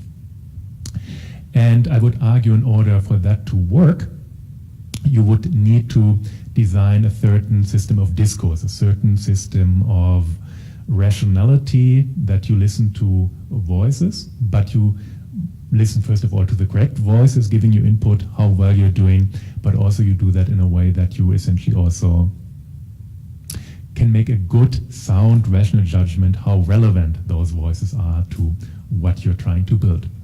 Now, I want to argue, and then also going into the discussion, that it comes down to 4 principles. First one being is the idea of when we want to involve stakeholders into AI systems, do we have enough participation by the correct people? Meaning that, for instance, if you imagine that you're being an organization that works with algorithms, what type of interfaces do we need, for instance, to involve stakeholder input? And that, of course, then involves the question of, do we need openness of code? Do we need code repositories?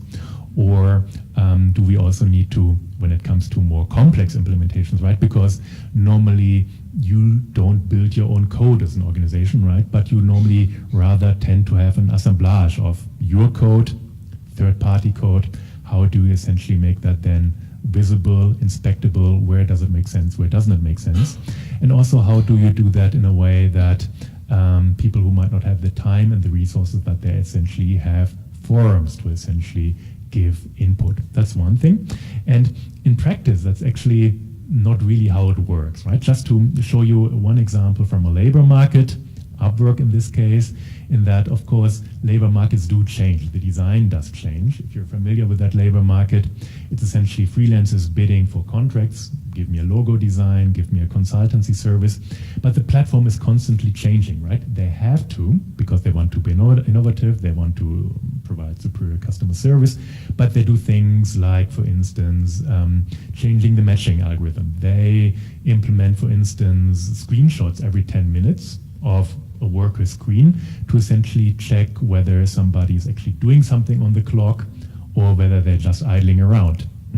But that is something which is oftentimes very opaquely communicated, which then essentially leads to people, and what you see here is essentially a content analysis of Reddit and freelancer forums where people essentially try to re-engineer how things work, how they can circumvent certain strategies, but is that then really a good form of participation if essentially you have to go to third-party websites to figure out how things do work, right? Now, participation is one thing, right? But can you really meaningfully participate if you do not understand what you're participating in? That's the idea of access to information, but also comprehension of information. Very, very simple example. What good is it to you if you, for instance, a lendee, you want a credit, if you essentially have insight into the credit scoring algorithm, again, for very good reasons, that's something which you would maybe not want to share, but I would argue, have to think about ways to essentially breaking down information to something which is target group relevant, right? For instance, I don't know, maybe it might not make sense to really talk about source code to customers, but it might make sense for them to essentially have easy ways to figure out or to experiment with parameters, right? I change a parameter as a little bit like so. I get a little bit more female, I get a little bit more male, I get a little bit older, I get a little bit younger. How does my credit score or my discoverability on a platform change, right? Easy ways of involving more people in inspecting your system. Now, go with that. What we then also, of course, need is not only, I would argue, not only an offer to do something, but also making sure that you have a certain multivocality in it. That is essentially the idea of having different voices, right? Representation, because oftentimes, of course, as stupid as it sounds, right? But when we are building AI or implementing AI nowadays, we're essentially implementing it for, that's somewhat of a hot take, but I would argue not for the super wealthy, right? I mean, if you super wealthy or somewhat well off, chances are very, very high that you don't have to deal with a chatbot, right? It's very likely that you will get a human operator, right? Or if you are somewhat of a high net worth individual, highly likely that at some point you will see a banker. Not so likely for people who just have a little bit of money. There it's much, much, much more likely that they will deal with automated systems. The difficulty is then that we're essentially rolling out AI systems to people who might have the least understanding, the least technical understanding. And an open challenge or a thing to look into the future would then be, how do we make sure that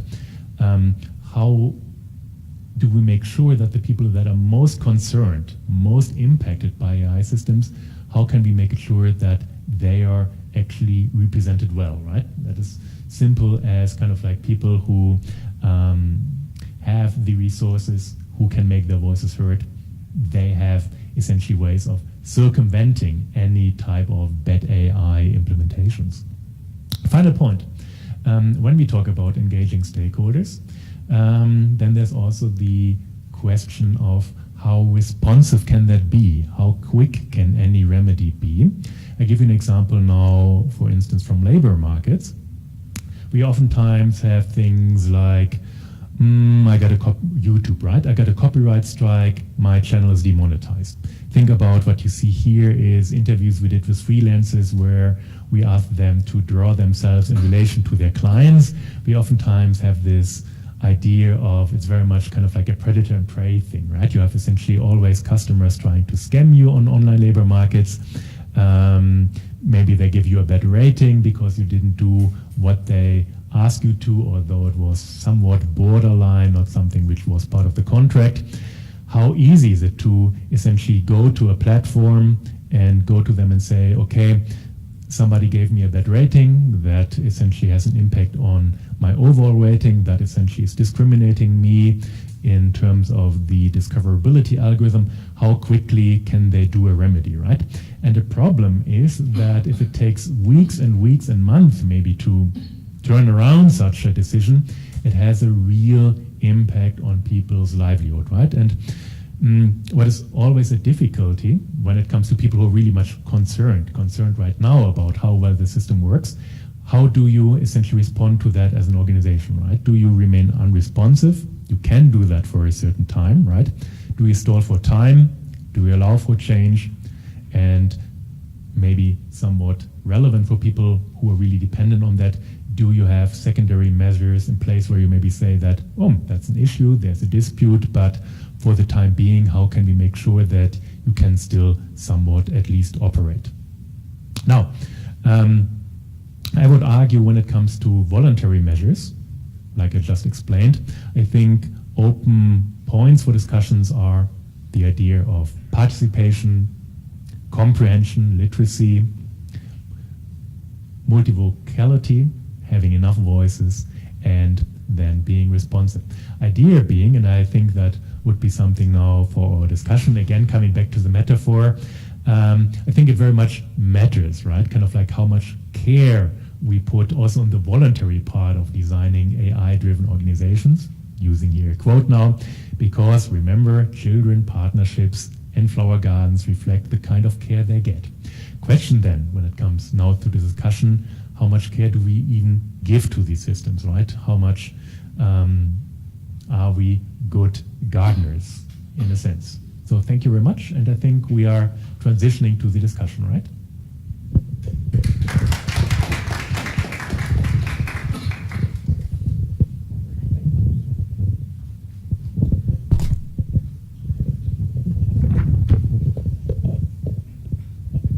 Thank you, Kristen. ค่ะก็ทีนี้ตอนนี้เราก็ผ่านไปทั้ง3เซสชันแล้วนะคะก็จะเริ่มตั้งแต่แบบว่าเรื่องของ Young Generation เกี่ยวกับ AI ซึ่งเมื่อกี้ก็อาจจะมีคำถามบางอย่างที่ยังไม่ได้รับการ clarify หรือว่าบางคนอาจจะมี case study อะไรบางอย่างที่เกี่ยวกับ specifically ด้านนี้อะไรเงี้ยนะคะก็เดี๋ยวจะเป็น open forum ให้สอบถามกันได้ค่ะแล้วก็เซสชันต่อมาที่มีแชร์กันไปก็จะเป็นพวกแบบ base case ใช่ไหมคะที่ว่าแบบหลายๆตัวอย่างที่รัฐบาลใช้ในการ adopt พวก AI มาเป็นตัวอย่างแล้วก็สุดท้ายก็จะเป็นใน level ที่เป็น corporate ถ้าเกิดว่าเป็นบริษัท1บริษัทอยากจะ implement AI project อะไรเงี้ยค่ะก็ทำยังไงที่จะให้ถือว่า fair นะคะ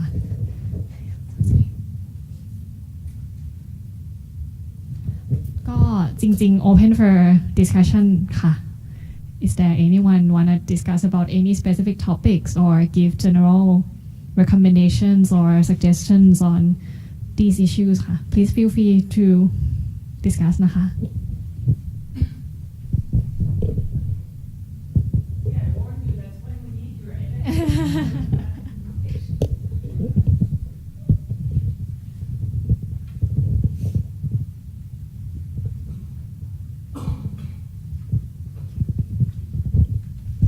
Thank you all so much for your presentations.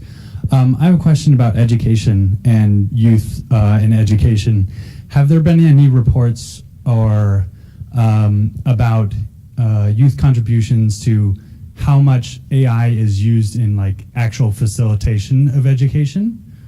So like what ratio of their education is AI driven versus like actual human teacher driven?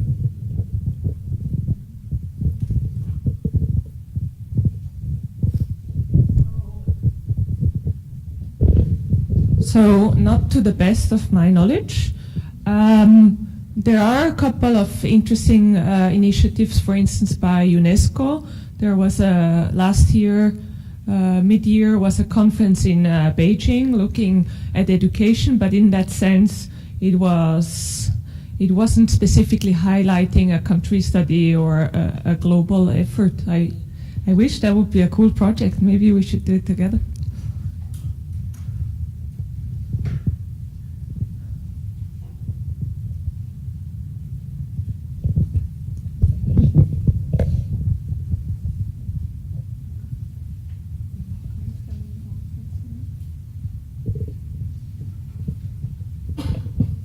So thank you. I have more of maybe a few observations to offer that cut across the presentations, and I'm curious to hear your reactions, but then also maybe may stimulate more conversation. So the first one, I think the presentations have made clear that there is indeed no agreed upon single definition of AI, but that AI means very many different things in different contexts. I very much like the definition put forward by the OECD. That is a working definition we use in our conversations, which describes as an AI system as a machine-based system that for a particular human-defined objective makes predictions or recommendations or decisions that have real-world environmental impact and that operate at certain degrees of autonomy. I think that's some sort of what's driving the conversation, right? That machines with certain degrees of autonomy start to shape how we live our lives. And whether it's machine learning or deep learning, whether it's object recognition, or whatever the manifestation is, the technique that is used to enable the machine to do these things, I think is almost secondary in many, at least, of these interdisciplinary conversations. The broad range of applications you've pointed out is striking to me. Sandra, you mentioned a number of areas, and of course Malavika in your case study of governments, whether it's law enforcement or agriculture or fraud detection, was very illustrative to me.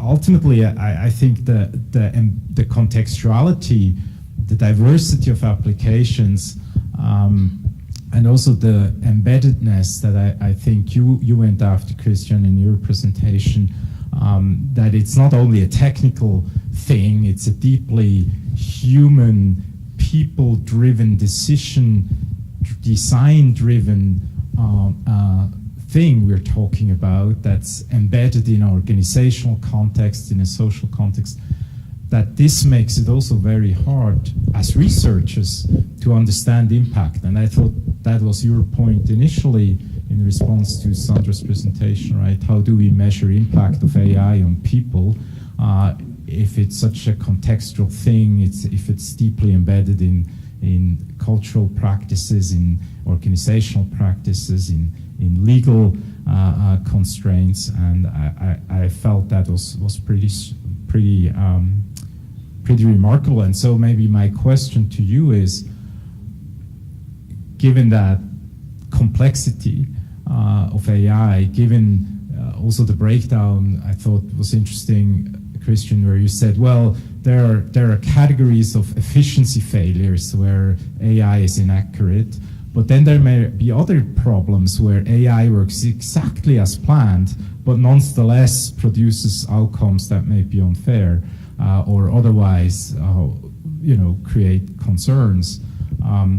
So where does that leave us? Is the conversation about AI governance a conversation about technology? Is it about values? Or, as I think all of you alluded to, is it really about process? And we have to think about whom to involve, how to involve, when to involve across the entire life cycle of AI. So, question there, are we back to process in this complexity?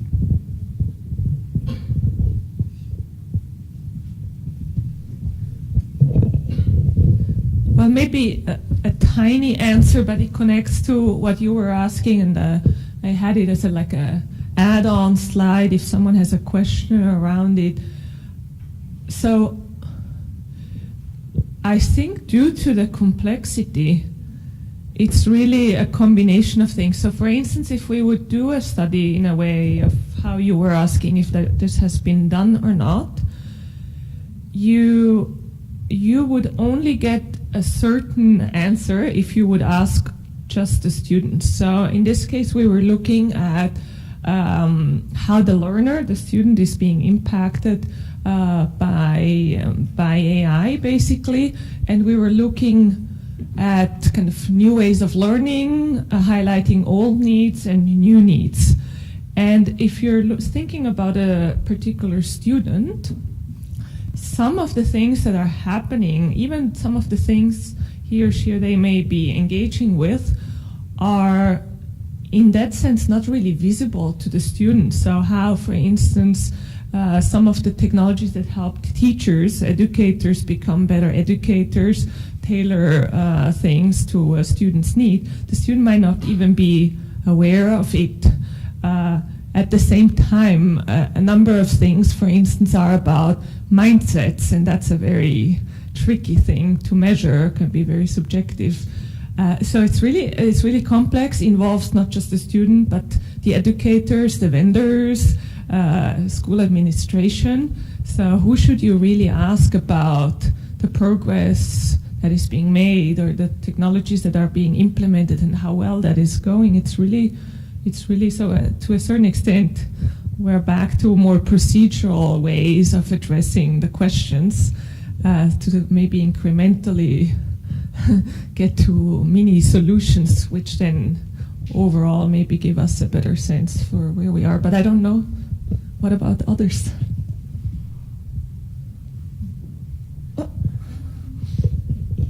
Actually, one of the papers that I found really interesting in this space is one which Dana Boyd, Solon Baracus, and a few others have written, Janet Vertesi and others, which is on abstraction and socio-technical systems.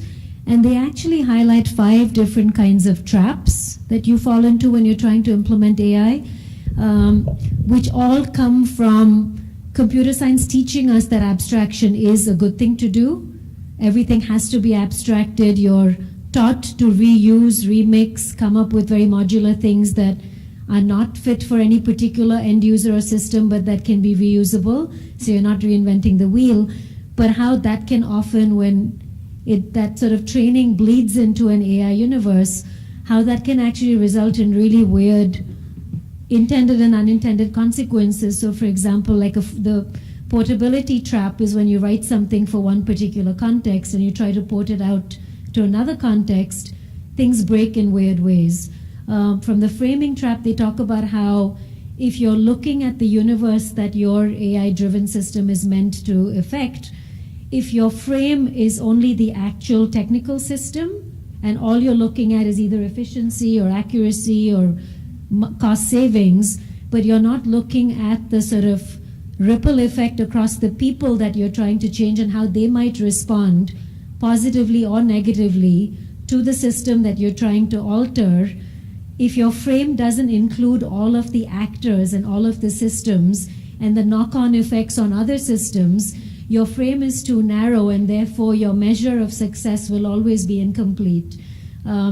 One example that they give, which is really useful for me, is where they talk about, say you want to look at whether a criminal is likely to reoffend, right? You come up with an algorithm, an AI-led system with all kinds of amazing pieces of data that give you insight into this, which comes up with a likelihood to reoffend score. You introduce it into a courtroom, a judge could do one of 2 things. He could either say, oh great, I can fall asleep at the wheel, here's a great, perfect, accurate system that's going to do half my job for me, I'll focus on everything else, which then means that for all of those discretionary edge cases that don't quite fit within the bell curve, the judge has sort of abrogated his responsibility and said, I'll just go by the score. And if the score is wrong, if the data that's feeding it is wrong, if it's inaccurate, you'll have really unjust outcomes because the judge is no longer exercising discretion if he over-relies on the score. But the other possibility is that the judge looks at the score and says, excuse me, I went to Harvard Law School, I've been a lawyer for 25 years, I've trained to be a judge, I've been doing this job, no stupid machine or score is going to tell me how to do my job, and completely disregards the score, even though it's more accurate than his inconsistent decision making, which you can map and prove. But if you fail to account for both these possibilities of how judges might react to and either employ or disregard these scores, your frame is not wide enough. So I think in terms of process and how you actually implement and embed it in actual socio-technical systems, you have to look at the social, the economic, the technical, all of these aspects. So it is incredibly complicated.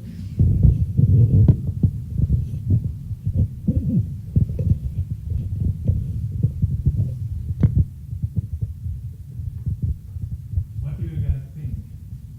That we just lecture you. Is anyone using AI in anything?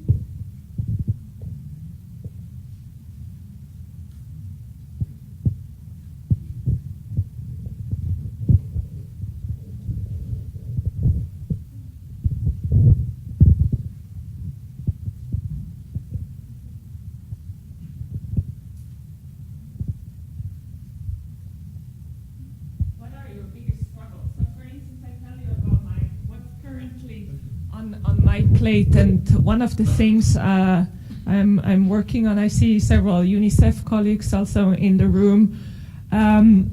So even from Christian, we heard several principles, big words like explainability, trust, transparency.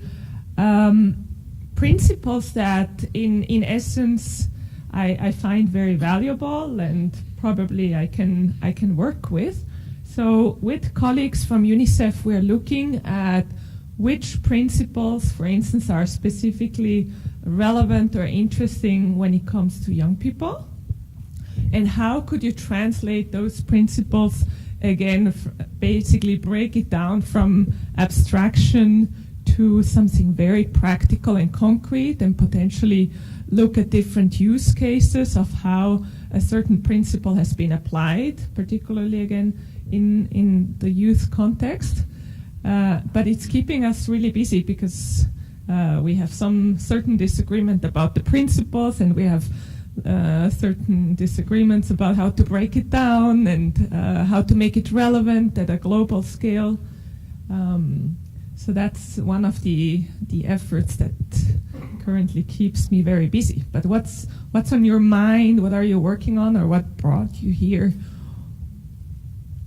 Or while people are still thinking about it, Malavika, what are you going to do the next 3 months? So I'm actually teaching a class on ethics and social responsibility. And what's really interesting, I've taught it for 2 days so far, but when I ask people why they're in the class, at least 50% are saying it's because of AI. That they're really worried about what AI is going to do to everything as they know it. Those who are from the School of Information Systems or computer scientists are saying, we're looking at all the ways in which breaches are happening, in which everything from democracy to voting to elections to hiring to gender diversity in the workplace, all of these things are being affected by algorithmic decision making, and we're going to be the technologists that are going to do this in the future. So we don't want to be thinking of ethics as an add-on at the end. We want to actually bake it into our thinking now before we learn the technology, which to me is amazing, because I think all of us here who are working in this are often, like the lawyers especially, are kicking and screaming trying to say ethics isn't a bolt-on. You can't, there's no like app for ethics that you just add at the end. You know, there's no sprinkle ethics on top like a garnish. It has to be embedded in how you think, how you design, who is designing, where it's being designed for whom. And I think that's something I'm seeing more people get, you know, enlightened about, or realizing that there are flaws. And I think especially in Asia, they're realizing things created in Silicon Valley that are sort of fit for purpose for everyone or universal don't always work for them. But when they look at the alternate being Chinese systems, that poses another whole set of concerns for them. So I think they're trying to see where do they fit in this sort of geopolitical and innovation space or a trade war between these two big giants in the AI space. And is there space for sort of homegrown small AI industries that actually meet local needs more directly? I think that's what I'm interested in.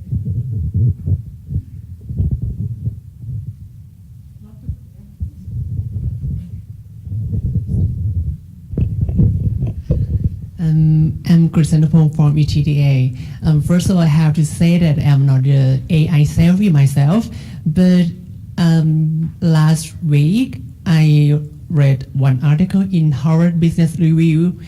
It talked about using AI in the HR recruitment because I believe that one reason that the using AI is popular nowadays because it can use to be against bias in many aspects, including the recruitment.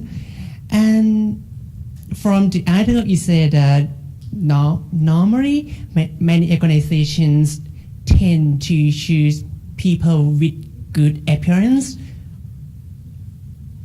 to work in organization. So people with good appearance have a better benefit comparing to those with moderate lookings for something like that.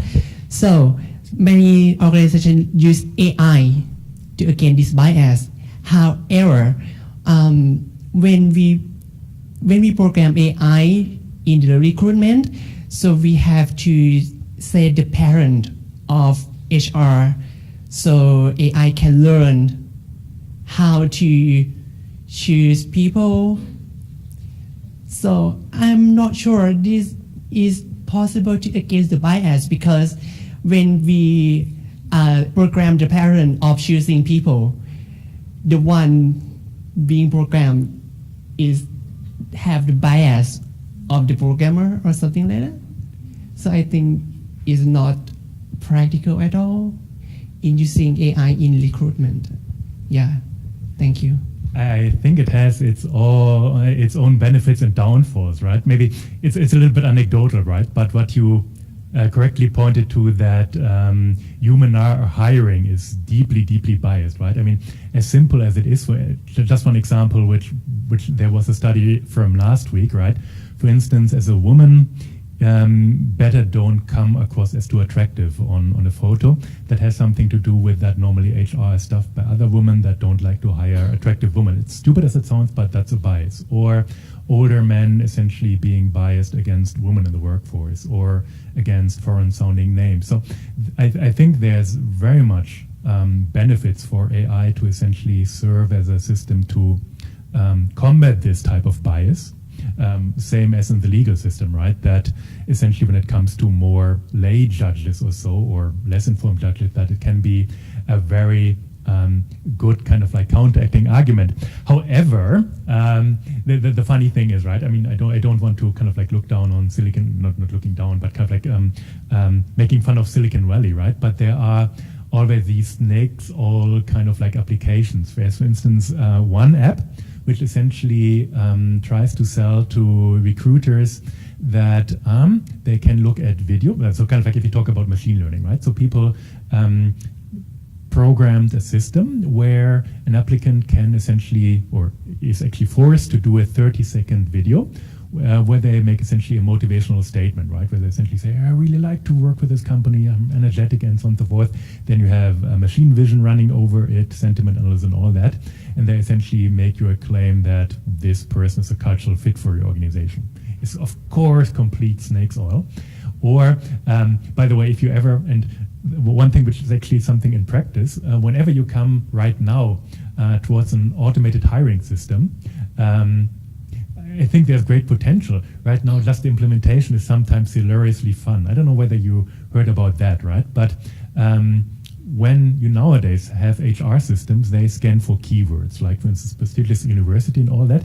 And you can right now, it actually works. Well, what you can do, for instance, to get across this automatic screening, you can have invisible text in your PDF. For instance, if you like write on your page, Harvard, Oxford, Harvard. The system essentially jumps to that and kind of like puts you high. It's really a true story that people kind of like gaming the systems by essentially plastering high prestige universities in white typeface on a white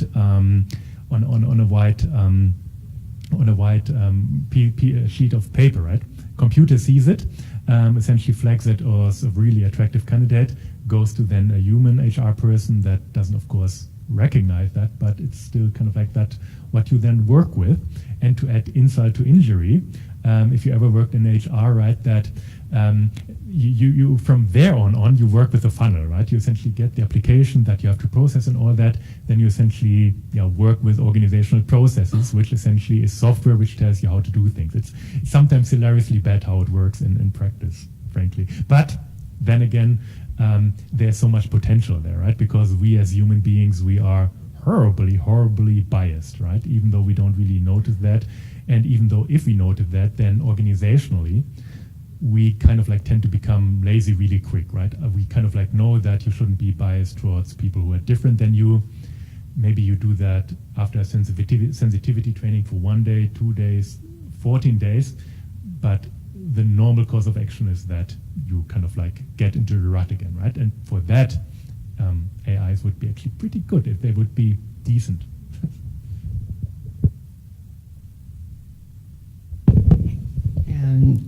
And I have one more thing to share because I have a previous experience as an English teacher, and I have read about the article using the AI in writing assessment for students. I think again, maybe I don't see that AI is better than human assessments, because I think again there is bias as using AI in the assessment. For example, if you assess the writing form of people from different cultures or people that don't have English as the first language, so AI may not have the sense of cultural difference or the language background of different students.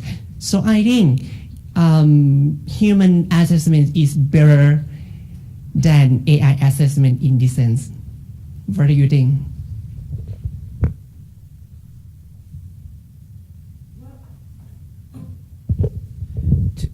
To me, the question would be, what is the AI really trying to measure? So, for instance, at some things, the AI might be really better. For instance, looking at grammar or punctuation or sentence flow. So my first language is not English. And sometimes I read an essay in English from an applicant. I read many of those. And to me, it doesn't look that great. But then I talk, for instance, to my colleague Alexa, who is very proficient in English and has many degrees in different subjects relevant in this matter.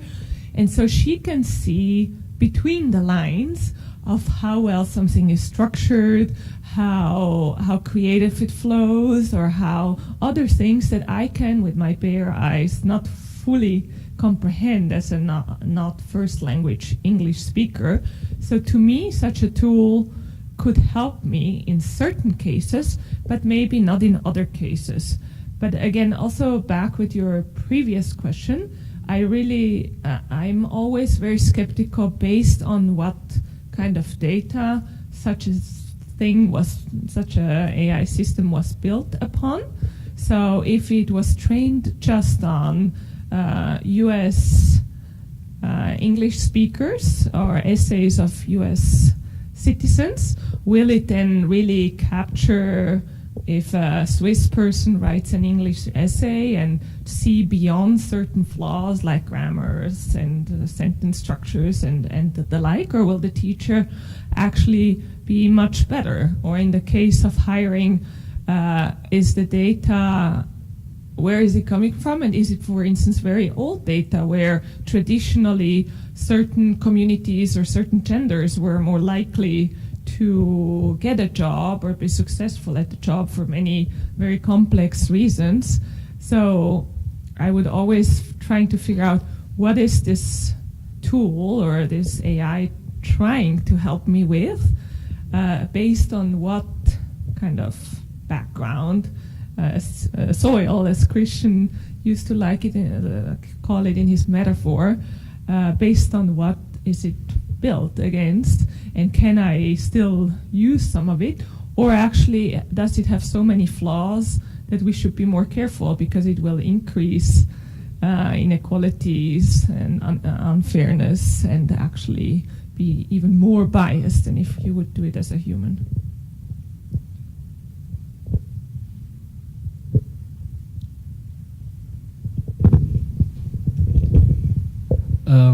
How can AI help us in privacy and safety? And how can we be so sure that the information that we are giving it to them won't be leaked out? I think for sure that's something we will touch upon in the next two presentations. Urs teaches a course on privacy, so I'm sure he would be much more qualified. I don't know if I should put Rachel on the spot, but for instance, UNICEF, together with the ITU, they are hosting a conference at the end of next month in Manila, talking particularly about safety and safety measures and how technology can enhance certain aspects of safety in the context here of children. But I don't know if I should put you on the spot. Do you want to say like a 2-minute elevator pitch about the conference?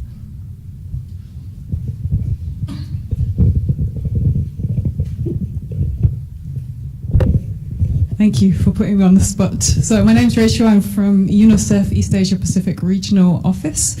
And as Sandra said, and who's coming to the conference, we're very pleased that she's coming. We have a conference held in Manila at the end of next month with ASEAN, ITU, UNODC, and ourselves, as well as the government of Philippines, to look at the multi-sectoral approach needed to keep children safe online and all of the different aspects around it. So including not only online safety, but the online-offline nexus that we need to think about to both prevent and respond, and all of the systems around that. But of course, as we think of the systems to prevent and respond, we have to think about balancing different rights, including the rights for privacy and safety, not just between children and adults, but the rights that children hold themselves. So as we look at one of the sessions in terms of tech solutions, that will be followed up by a session looking at all of the different aspects around safety and privacy, and whether it's a real balancing act or not, and how far the implications of safety or privacy to do with child online protection goes beyond the sphere of child online protection and impacts amongst privacy and surveillance across all of the different aspects of being online. So the conference itself is for multi-sectoral delegations from government, from NGOs, private sector, donors, UN agencies, and others who are interested in this field, both at national and regional level. It's an ASEAN conference +3, so China, Korea, and Japan, and also looking not just about country action, but how the region itself can strengthen collaboration and how the region can then interact with other regions also to promote prevention and response. So if anyone is interested in this room to attend, please come and see me and we can give you more information. Thank you very much.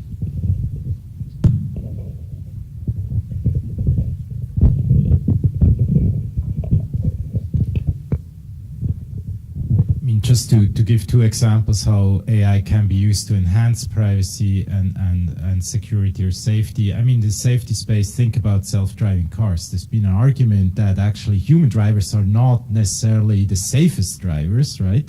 And that technical systems and autonomous vehicles may improve road safety. So that's an area.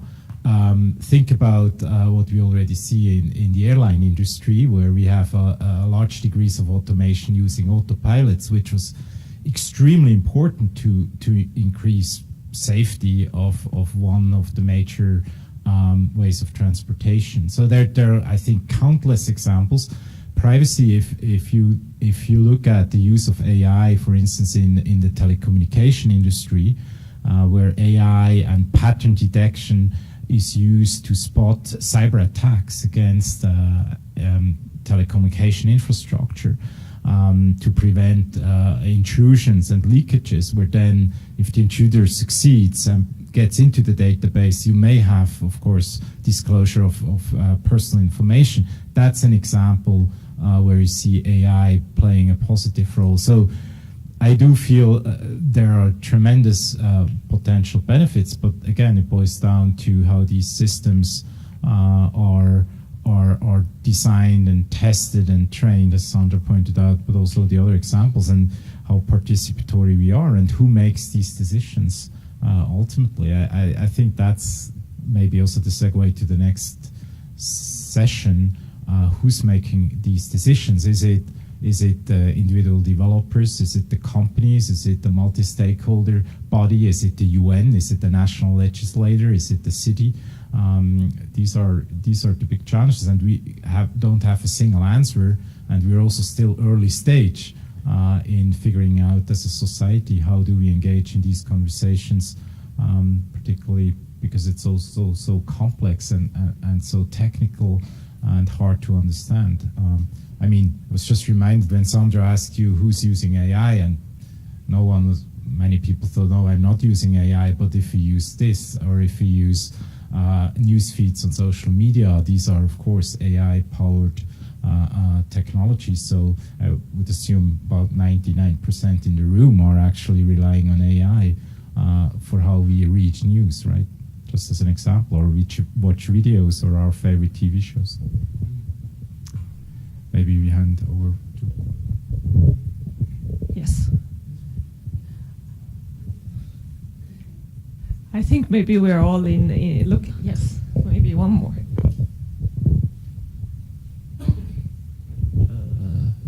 I want to share my opinion in nowadays many companies that use AI to in the everyday life, like YouTube, Netflix, or Facebook.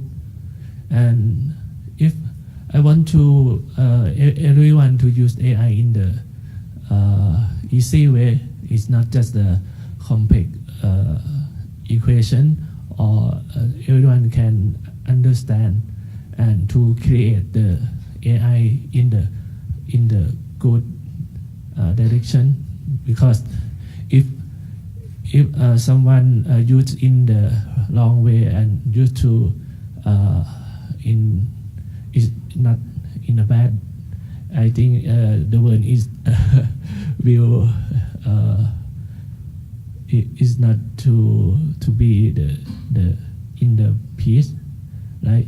And now I think I want to people aware in this the of AI. Yes.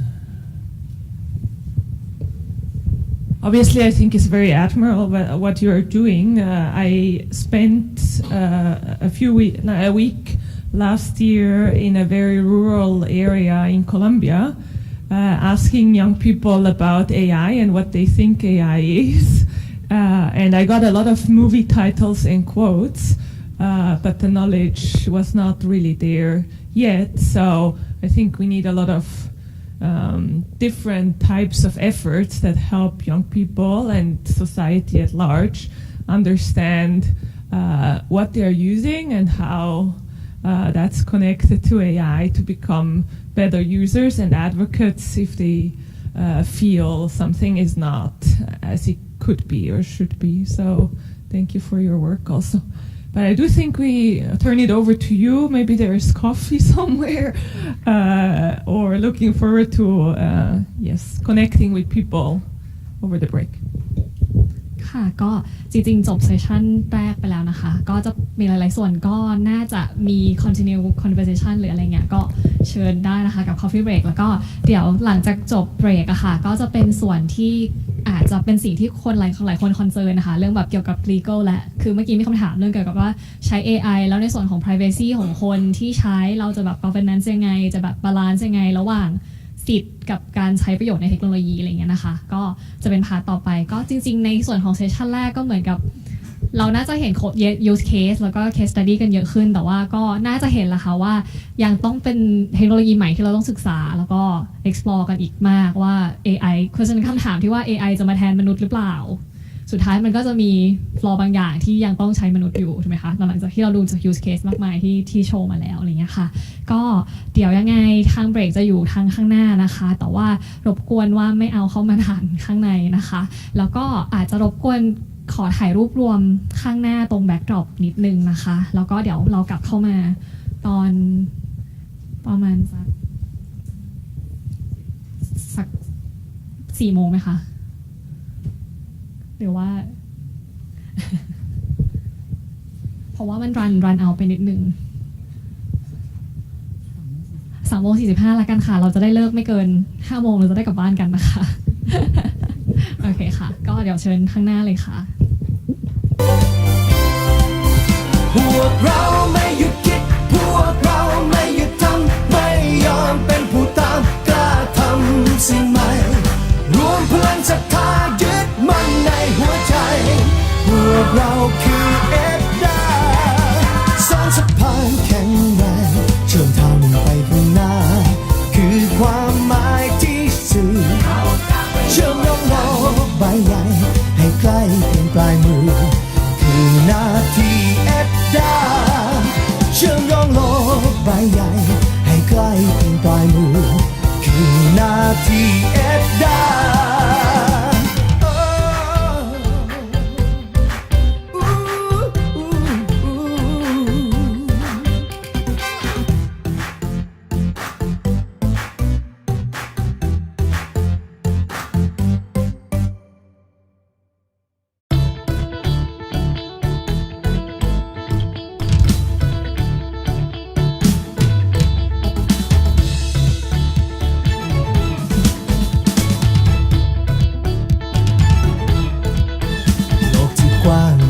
พร้อมให้เราก้าวทันจงมุ่งมั่นให้เป็นวันของเราให้คนไทยได้ทำธุรกรรมคำเช้าอย่างปลอดภัยมั่นใจทุกเวลานาทีลงไปด้วยความหมายทุกสิ่งที่ทำน้อยใหญ่พัฒนาการทำเพื่อให้เศรษฐกิจไทยงานองอาจยั่งยืนพวกเราไม่หยุดคิดพวกเราไม่หยุดทำไม่ยอมเป็นผู้ตามกล้าทำสิ่งใหม่รวมพลังศรัทธายึดมั่นในหัวใจพวกเราคือเอ็ดดาสร้างสะพานแข็งแรงเชื่อมทางไปข้างหน้าคือความหมายที่สื่อเชื่อมโยงโลกใบใหญ่ให้ใกล้เพียงปลายมือหน้าที่เอ็ดดา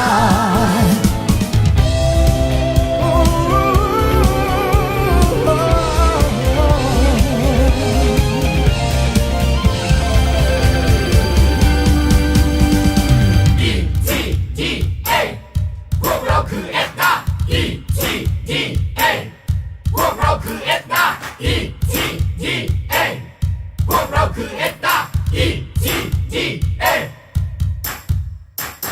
ETDA พวกเราคือเอ็ดดา ETDA พวกเราคือเอ็ดดา ETDA พวกเราคือเอ็ดดา ETDA วู้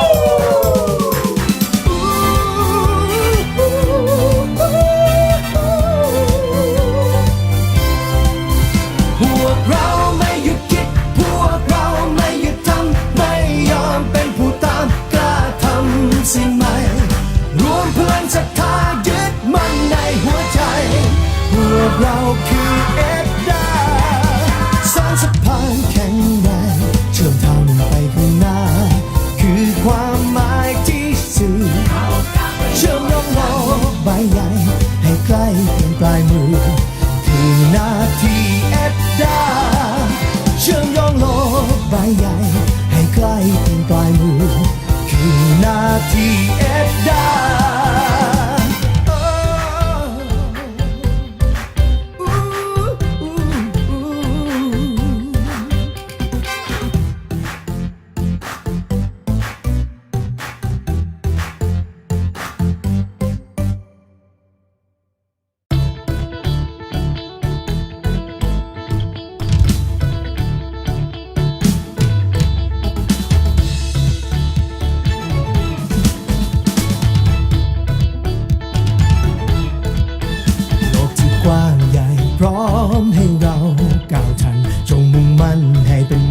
ของเรา ให้คนไทยได้ทำธุรกรรมคำเช้าอย่างปลอดภัยมั่นใจทุกเวลานาทีลงไปด้วยความหมายทุกสิ่งที่ทำน้อยใหญ่พัฒนาการทำเพื่อให้เศรษฐกิจไทยงานองอาจยั่งยืนพวกเราไม่หยุดคิดพวกเราไม่หยุดทำไม่ยอมเป็นผู้ตามกล้าทำสิ่งใหม่รวมพลังศรัทธายึดมั่นในหัวใจพวกเราคือเอ็ดดาสร้างสะพานแข็งแรงเชื่อมทางไปข้างหน้าคือความหมายที่สื่อเชื่อมโยงโลกใบใหญ่ให้ใกล้เพียงปลายมือคือหน้าที่เอ็ดดา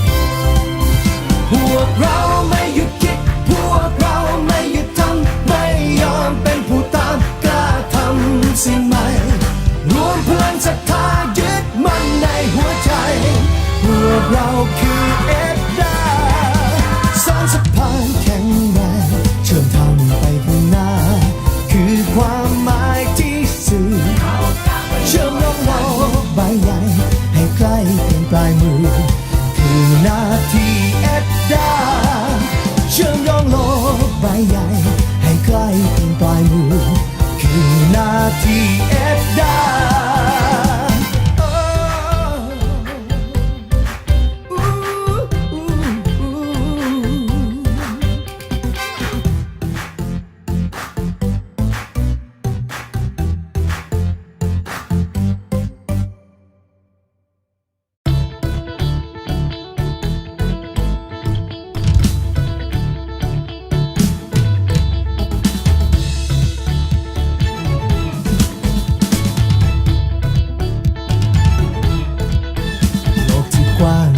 พร้อมให้เราก้าวทันจงมุ่งมั่นให้เป็นวันของเราให้คนไทยได้ทำธุรกรรมคำเช้าอย่างปลอดภัยมั่นใจทุกเวลานาทีลงไปด้วยความหมายทุกสิ่งที่ทำน้อยใหญ่พัฒนาการทำเพื่อให้เศรษฐกิจไทยงานองอาจยั่งยืนพวกเราไม่หยุดคิดพวกเราไม่หยุดทำไม่ยอมเป็นผู้ตามกล้าทำสิ่งใหม่รวมพลังศรัทธายึดมั่นในหัวใจพวกเราคือเอ็ดดาสร้างสะพานแข็งแรงเชื่อมทางไปข้างหน้าคือความหมายที่สื่อเชื่อมโยงโลกใบใหญ่ให้ใกล้เพียงปลายมือคือหน้าที่เอ็ด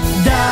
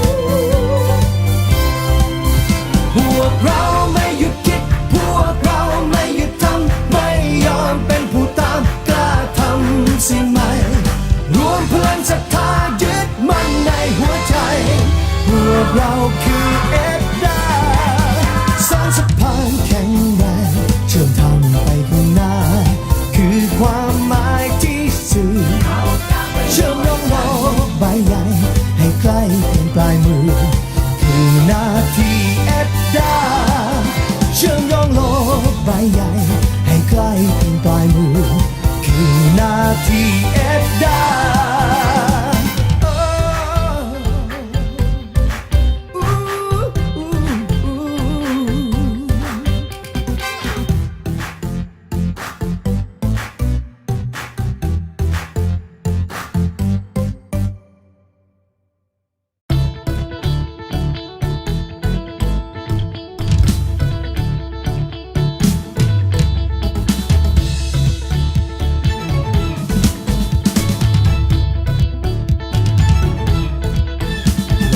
กว้างใหญ่พร้อมให้เราก้าวทันจงมุ่งมั่นให้เป็นวันของเรา ให้คนไทยได้ทำธุรกรรมคำเช้าอย่างปลอดภัยมั่นใจ ทุกเวลานาทีนำไปด้วยความหมายทุกสิ่งที่ทำน้อยใหญ่พัฒนาการทำเพื่อให้เศรษฐกิจไทยงานองอาจยั่งยืนพวกเราไม่หยุดคิดพวกเราไม่หยุดทำไม่ยอมเป็นผู้ต้านกล้าทำสิ่งใหม่รวมพลังศรัทธายึดมั่นในหัวใจพวกเราคือเอ็ดดาสร้างสะพานแข็งแรงเชื่อมทางไปข้างหน้าคือความหมายที่สื่อเชื่อมโยงโลกใบใหญ่ใกล้เพียงปลายมือคือหน้าที่เอ็ดดา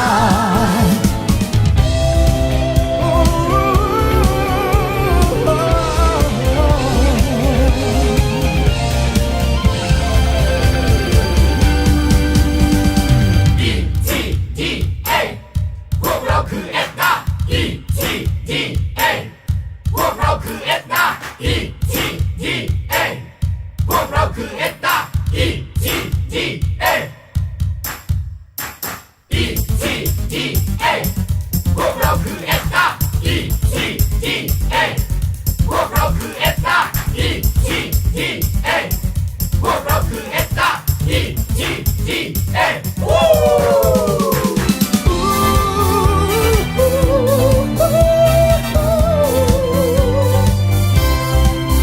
พวกเราไม่หยุดคิดพวกเราไม่หยุดทำไม่ยอมเป็นผู้ตามกล้าทำสิ่งใหม่รวมพลังศรัทธายึดมั่นในหัวใจพวกเราคือเอ็ดดาสร้างสะพานแข็งแรงเชื่อมทางไปข้างหน้าคือความหมายที่สื่อเชื่อมโยงโลกใบใหญ่ให้ใกล้เพียงปลายมือคือหน้าที่เอ็ดดาเชื่อมโยงโลกใบใหญ่ให้ใกล้เพียงปลายมือคือหน้าที่เอ็ดดา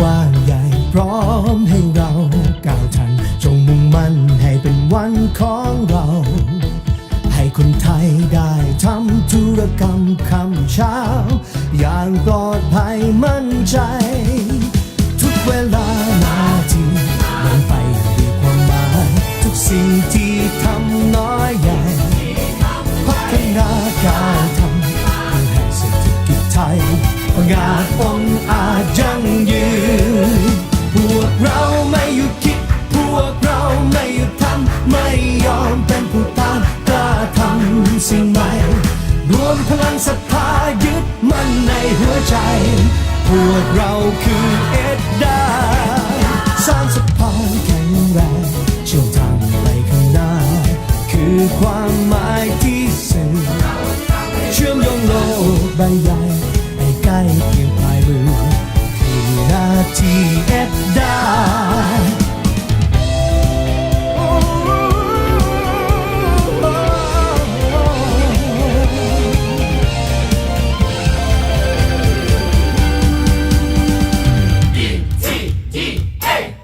พวกเราคือเอ็ดดา ETDA พวกเราคือเอ็ดดา ETDA พวกเราคือเอ็ดดา ETDA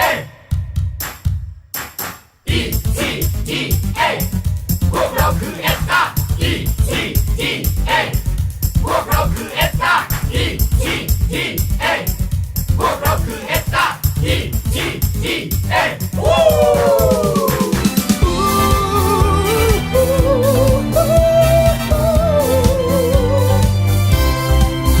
พวกเราไม่หยุดคิดพวกเราไม่หยุดทำไม่ยอมเป็นผู้ตามกล้าทำสิ่งใหม่รวมพลังศรัทธายึดมั่นในหัวใจพวกเราคือเอ็ดดาสร้างสะพานแข็งแรงเชื่อมทางไปข้างหน้าคือความหมายที่สื่อเชื่อมโยงโลกใบใหญ่ให้ใกล้เพียงปลายมือคือนาทีเอ็ดดาเชื่อมโยงโลกใบใหญ่ให้ใกล้เพียงปลายมือคือนาทีเอ็ดดา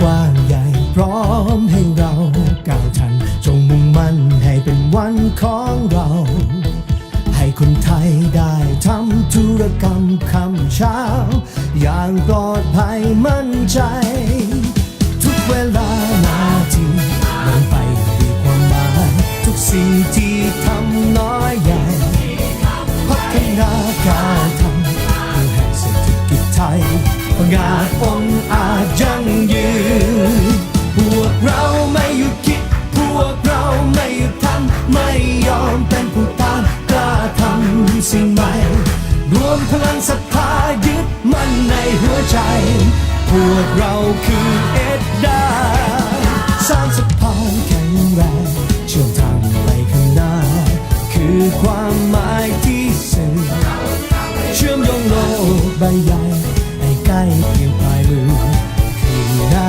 ทีเอ็ดดา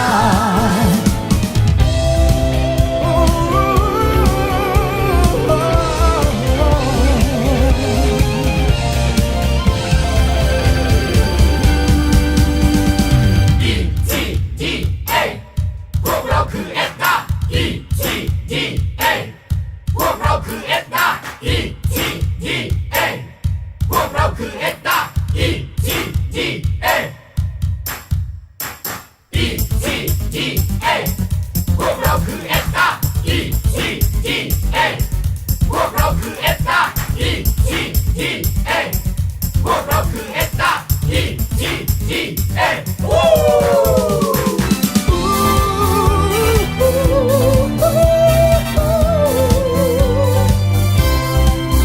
พวกเราไม่หยุดคิดพวกเราไม่หยุดทำไม่ยอมเป็นผู้ตามกล้าทำสิ่งใหม่รวมพลังศรัทธายึดมั่นในหัวใจพวกเราคือเอ็ดดาสร้างสะพานแข็งแรงเชื่อมทางไปข้างหน้าคือความหมายที่สื่อเชื่อมโยงโลกใบใหญ่ให้ใกล้เพียงปลายมือคือนาทีเอ็ดดาเชื่อมโยงโลกใบใหญ่ให้ใกล้เพียงปลายมือคือนาทีเอ็ดดา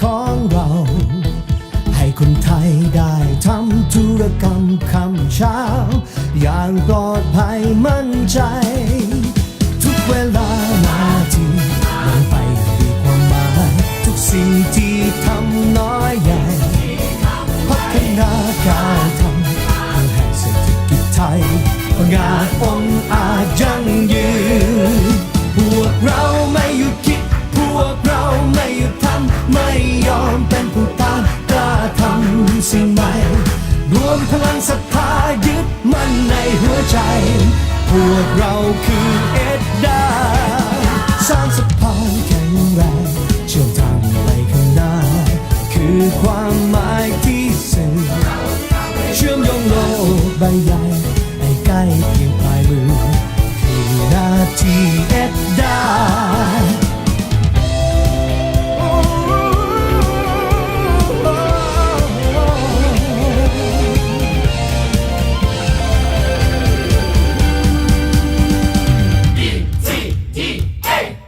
พวกเราคือเอ็ดดา ETDA พวกเราคือเอ็ดด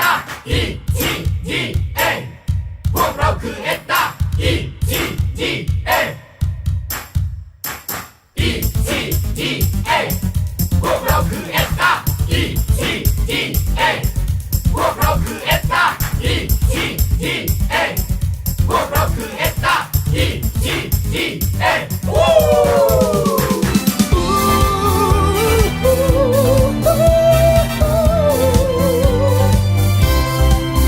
พวกเราไม่หยุดคิดพวกเราไม่หยุดทำไม่ยอมเป็นผู้ตามกล้าทำสิ่งใหม่รวมพลังศรัทธายึดมั่นในหัวใจพวกเราคือเอ็ดดาสร้างสะพานแข็งแรงเชื่อมทางไปข้างหน้าคือความหมายที่สื่อเชื่อมโยงโลกใบใหญ่ให้ใกล้เพียงปลายมือคือหน้าที่เอ็ดดาเชื่อมโยงโลกใบใหญ่ให้ใกล้เพียงปลายมือคือหน้าที่เอ็ดดา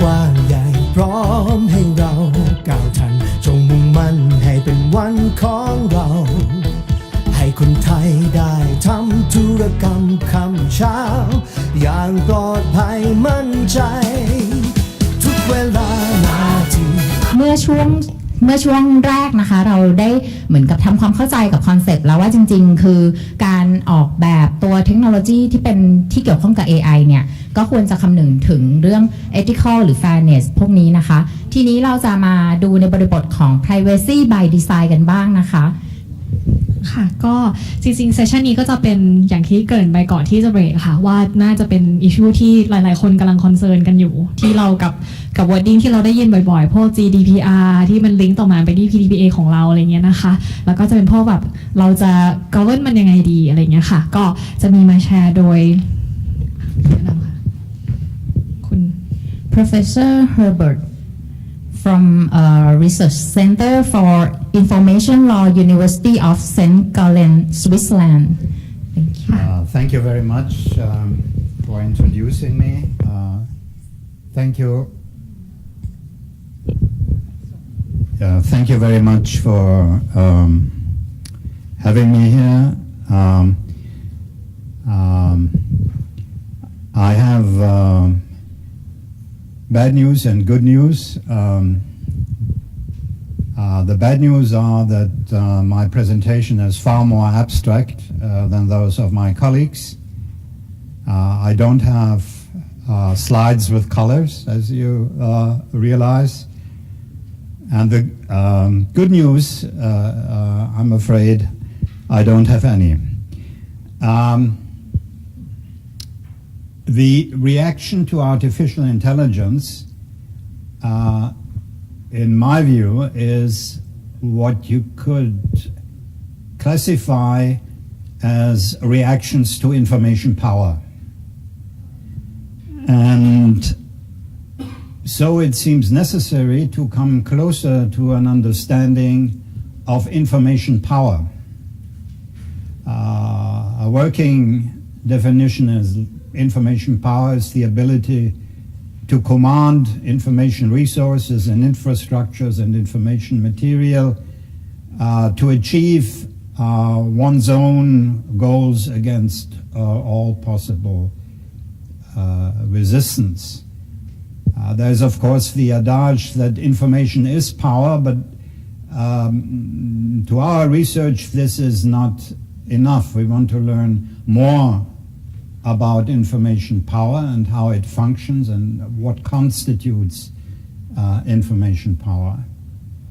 And in order to come closer to information power, as with other issues of power, like political power, we can look at governance.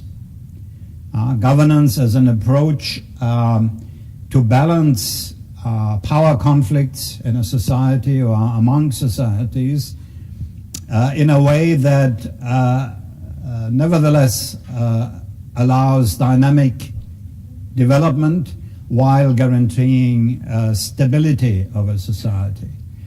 So information governance would then mean to balance information power in an adequate way that still allows development, dynamic development. It's a sort of dynamic balance, if you like. And to understand information governance, it might be useful to look at examples of information governance. And obviously the European Data Protection Regulation, I'm just referring to it as a regulation, is an example of information governance because it seeks, among other things, to balance the power through information, or the power differences provided through information technology between employers and employees, for instance, between consumers and providers, or between the government and citizens, in a way that allows such a balance. So there are several ways to analyze the instruments and the tools of information governance. I picked just 3 of them here. One is what I call thick description. That is, if you try to describe a thing, just by describing the thing, you come closer to the inner workings of this mechanism. This is what I mean by thick description. Evaluation, of course, because in the context of governance, evaluation systems have come up to analyze what is good governance and what is bad governance, and these kind of evaluations can, of course, also be used in the context of information governance.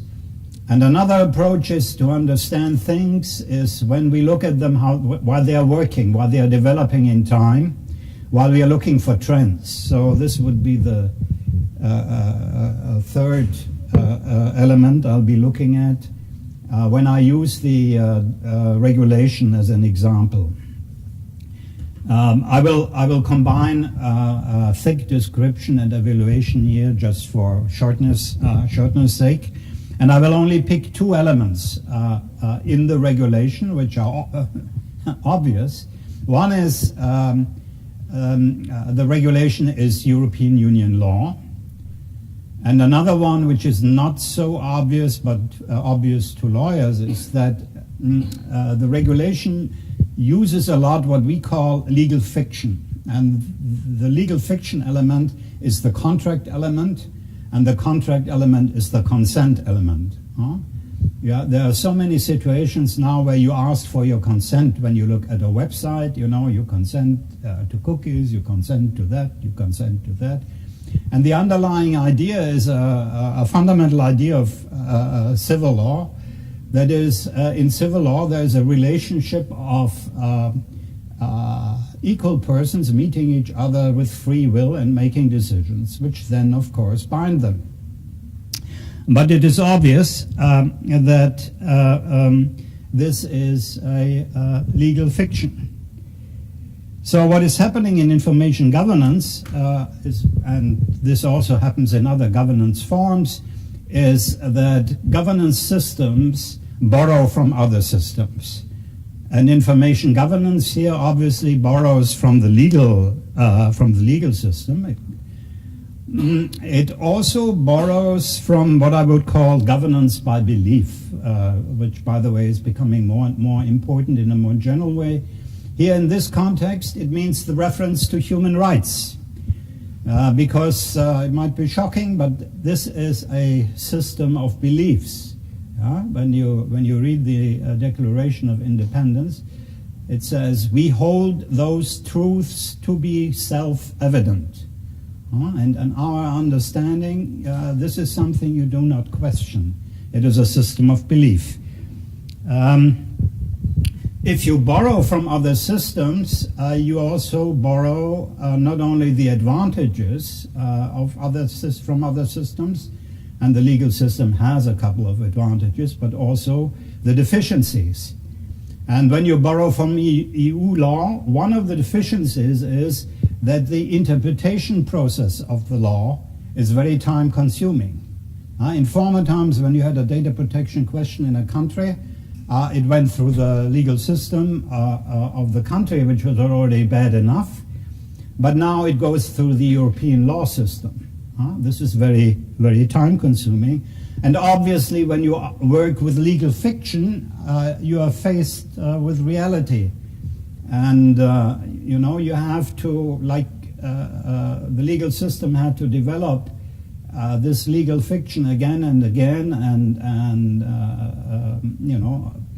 fix it with reality by developing consumer protection law, for instance, or protection for people who rent apartments and similar things like that. And this creates a certain instability.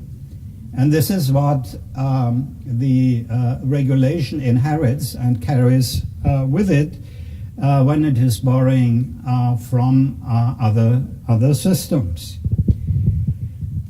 This is just the start of an analysis of information governance. There are, of course, many other things. But to give you an example of looking at trends and looking at systems in action, it is interesting to see what is happening on the international level with the regulation. The regulation is a fairly aggressive instrument, and of course leads to, because it says, when you want to send data to us, and if you want to receive data from us, you have to do that and that. So it is interesting to see how other information governance systems, or put it in another way, on the international level of information governance, what kind of reactions come up. There cannot be downright opposition because of the reference to the system of beliefs.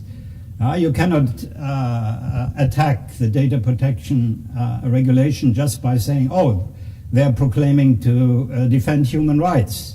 You may have different understandings of human rights, but in the international discussion, you cannot downright attack human rights as such.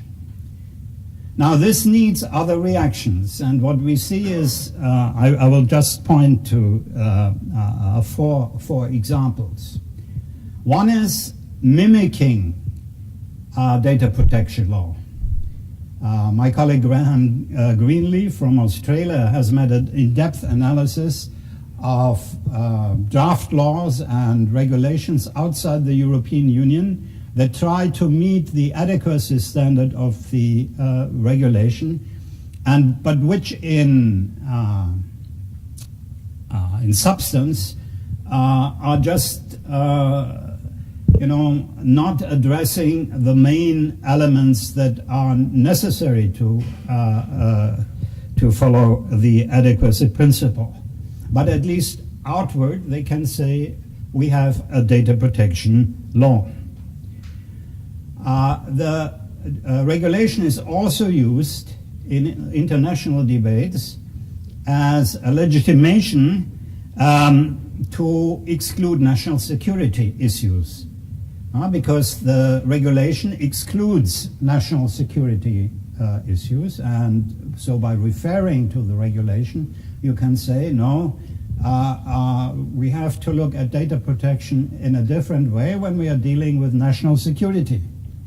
So the regulation as an information governance instrument becomes an instrument also for information governance, but aiming into a different direction. And the third element is the regulation, of course, mentions data security and the importance of data security. And in the international debate outside the European Union, also partly inside the European Union, this leads to a justification for aggressive and defensive cybersecurity policies countries are developing. I'm not making I'm not giving any examples here. I just leave this to you.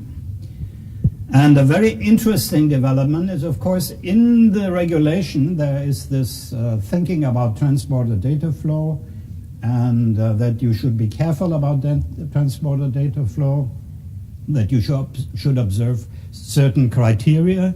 And this has led to not only this, but it is now a source of legitimacy for a discussion about informational autarky. Countries are developing networks which seek to be independent from interventions into the internet. There are discussions about whether your country should put data into an international cloud. Discussions like that. So information autarky becomes an important element in the international information governance discussion. So it's interesting to see how an instrument of information governance in an international policy environment and in an international governance environment shows suddenly other results and other consequences. Finally, I've talked about these elements where governance systems, and in particular information governance, is borrowing from other governance systems. It is not only borrowing from governance by belief and governance by law, it also is borrowing from governance by economics, for instance. But the interesting question also for an agency like this is, are there elements, methods, institutions, rules, procedures which are genuinely, if you like, information governance, by concentrating on what might be called the quality of information. And I think you can see such developments. Such developments usually happen as a competition between governance systems or juxtapositions between governance systems. Just to give you two examples, one is the open access development or developments around open access, which are really oriented on information and its value for science, for instance. And this approach opposes to some extent governance by law by questioning the property concept of law as it stands. A second example is transparency. The legal system has developed a number of transparency rules, open government, for instance, things like that. But what we see now with regards to the transparency of a particular technology, like transparency for the algorithms of artificial intelligence, is a new quality. Again, to some extent, this approach puts in question property concepts, business secret concepts that the governance system by law has developed over time. So the question is, where do these genuinely information-related concepts of information governance come from? And there is currently, if I read this correctly, in the philosophy of information, a discussion about what Urs and I had also been thinking about. What is the natural law, so to speak, of information governance? What is the driving principle of information governance, just as you might say life is the driving principle for biology? Yeah? And it seems that the driving principle that comes out in various forms is information must flow. It's inherent in the transparency idea. It is inherent in the open access idea. So for the future, this leads us to the necessity to think more closely and more deeply about the instruments of information governance, and to set up catalogs, to look at methodologies, to look at institutions, to look at procedures, to look at substantial rules that guide procedures and decision making, and by reflecting on information governance, reflecting also at the same time on information power and how to tame it. Thank you very much for your attention.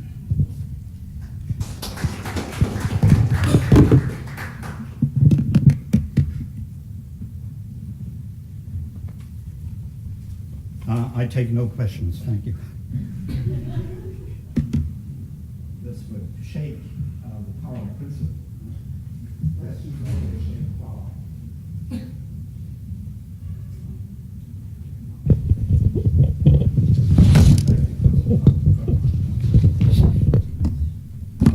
Thank you very much.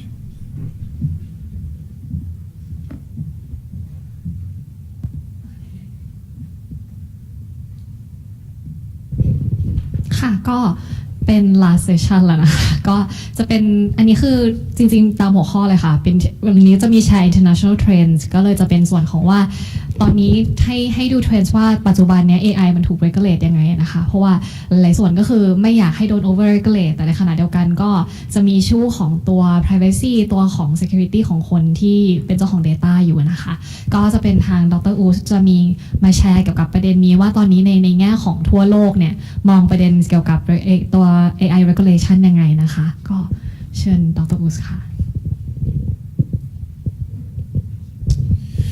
Thank you so much. All right. Herbert, in his excellent presentation, just described some sort of a couple of important concepts, I think, that also inform the presentation that I offered to you. And that is this notion of governance. And it has become clear in Herbert's presentation that as applied to information, there are different modes of governance, different tools available, and different concepts we can use. He mentioned governance by reference to belief systems. He also mentioned economics, but he also mentioned law as a means of governance. And I would like to zoom in a little bit on legal responses. I call them here regulations. So I include both laws and agency regulations in response to AI-based technologies in its contextuality and in its many different applications, whether it's how AI-based technologies are now used in health or transportation or in finance in education. We've heard many examples already. So what are some sort of legal developments from an international perspective? Now it's impossible to be comprehensive. There's so many discussions going on, so many developments where lawmakers around the world and regulators are looking at AI and try to understand what are the issues, what are the problems, the challenges, what are the types of laws we need to upgrade or enact. So what I would like to offer to you are 9 observations and a few materials, a few headlines that hopefully illustrate some of these points. So let's start at the global or international level. And the first point is there is an interesting dilemma. If you talk to business leaders, if you talk to government leaders, if you talk to consumers, surveys show that people, decision makers, leaders believe that we need global rules for AI, that we need to have some sort of international norms that regulate these next generation technologies which are produced by usually big multinational companies and don't respect the borders, that we've heard Herbert's natural principle of information that also flow across countries and across jurisdictions. So there is a need for, if you ask people, there is a need for global rules. But if you look at it, we are far, far away from developing global rules that apply to AI in a specific way, leaving aside the references to things like human rights and some sort of a reinforcement of the belief that these rules should also apply to AI. So there is no shortage of initiatives, but there are a number of problems. So one of the problems is, which makes it hard to have conversations about international norms, that we are talking about many different things, that we use the term AI to refer to very different applications. We don't have an agreed upon single definition. We don't have a clear taxonomy of AI technologies. And lawyers love to be precise. They love to have clear definitions of things that they seek to regulate. And that's a handicap when we deal with a fuzzy sort of phenomenon that is not open to a precise definition that spans across contexts. But of course, it's deeper than that. It's not only definitional problems that make it hard to have global consensus. There are very strong value differences, no surprise. US values are different from Chinese values, to name just one example. And so we have initiatives like the Global Partnership on AI, currently pushed by President Macron and his Canadian counterpart Trudeau, but it's very unlikely to lead to binding global rules anytime soon. Consider that for a few years now, there's been a UN expert group negotiating whether we should outlaw, whether we should ban autonomous lethal weapon systems, so killer robots, and we cannot even agree on that question globally. So how can we then agree on, let's say, one shared definition of fairness, to make a reference back to Christian's presentation? Very unlikely to happen.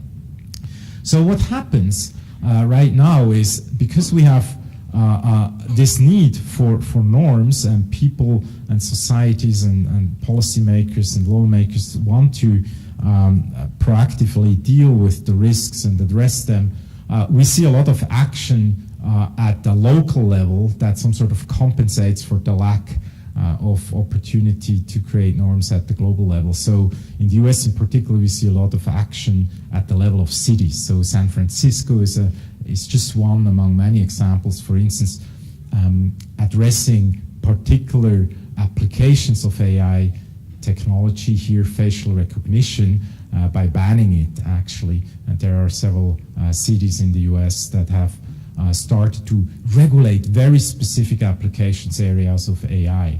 And I would say that's a trend. So as much as we talk about global stuff, There's not much happening in terms of results, but we see some sort of a bottom-up, decentralized, and much more fragmented attempt to start regulating certain applications. So it's very punctual, it's likely to be fragmented. The second observation is, okay, if there is no coherent global norm or set of norms emerging, what are some sort of regional approaches? And again, the picture is full of nuance, but to simplify it in a rather brutal way, we see a real split, certainly between the US and Europe. I don't want to talk too much about China right now, which is a separate topic.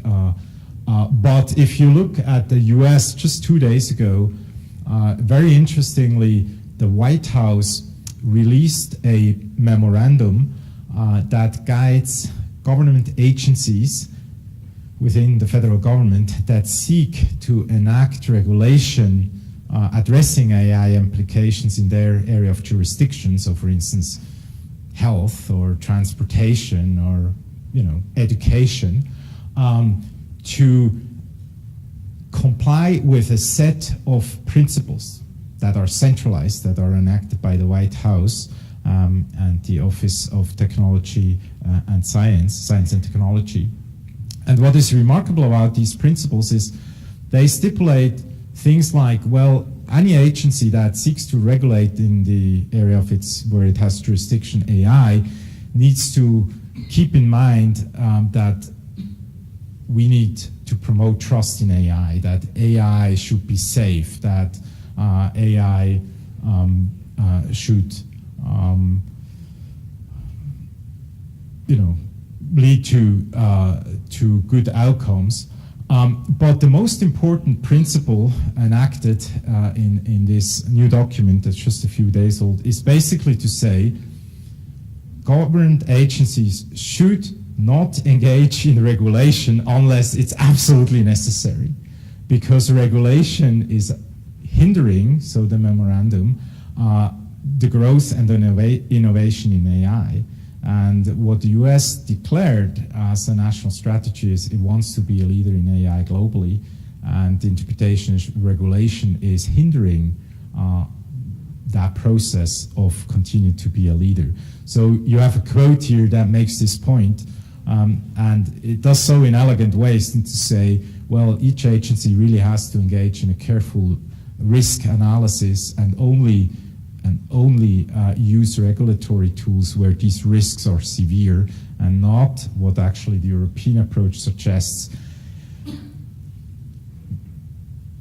base regulation on a precautionary principle that seeks to eliminate or avoid risks before we have a concrete manifestation of it. So this is in sharp contrast to the European approach, where the Commission, the new European Commission, actually announced that in the first 100 days of its being in place, that it will propose AI regulation. So everyone is now waiting for the paper to come that sets and outlines the proposal. The latest information is it will not be a draft law, but it will be a menu of options how such an AI regulation could look like. Now imagine such a regulation, such a law at the European level. The reference point is what GDPR has achieved, right? And so you can easily see from what Herbert described that the next frontier where Europe seeks to some sort of broadcast its value is now coming in the arena of AI regulation. And again, this is in such sharp contrast to the statement of the US. So we'll see a real clash of cultures expressed through law. I will be very brief on the third one. A quick note, even in the US, however, it's also important to realize that, of course, there is regulation of AI, and it is interesting to observe that speaking of power and power asymmetries, that some of the regulation is actually shaped by national security interests or by geopolitical interests.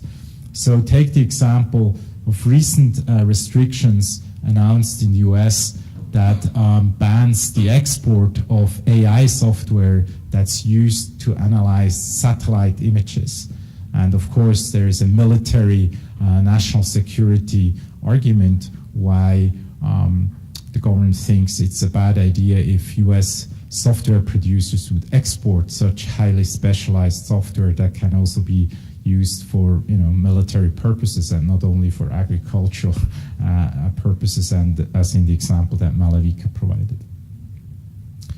Okay, so baseline is we see different regional approaches.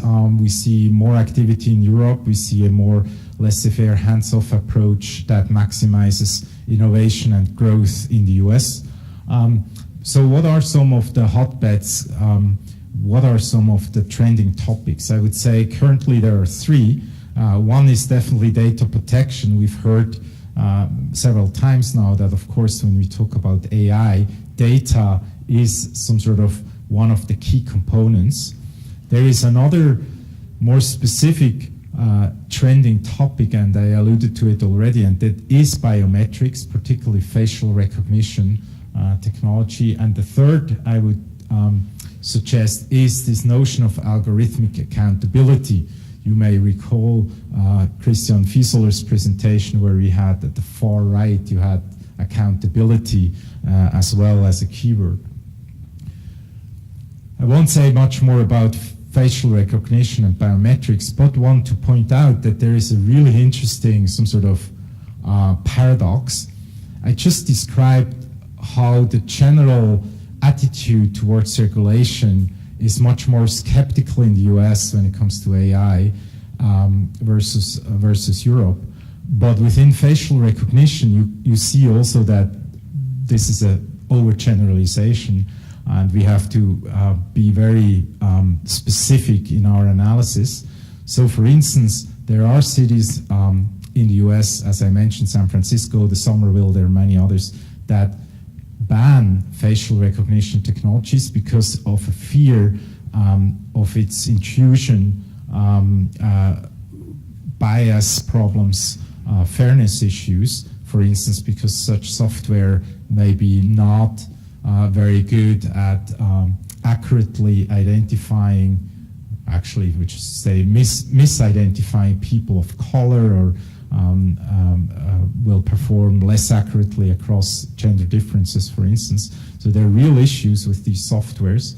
On the other hand, in Europe, where you think, okay, the Europeans are so obsessed with privacy, and so you would expect there is a big push against facial recognition technology, there is much more of a mixed bag there.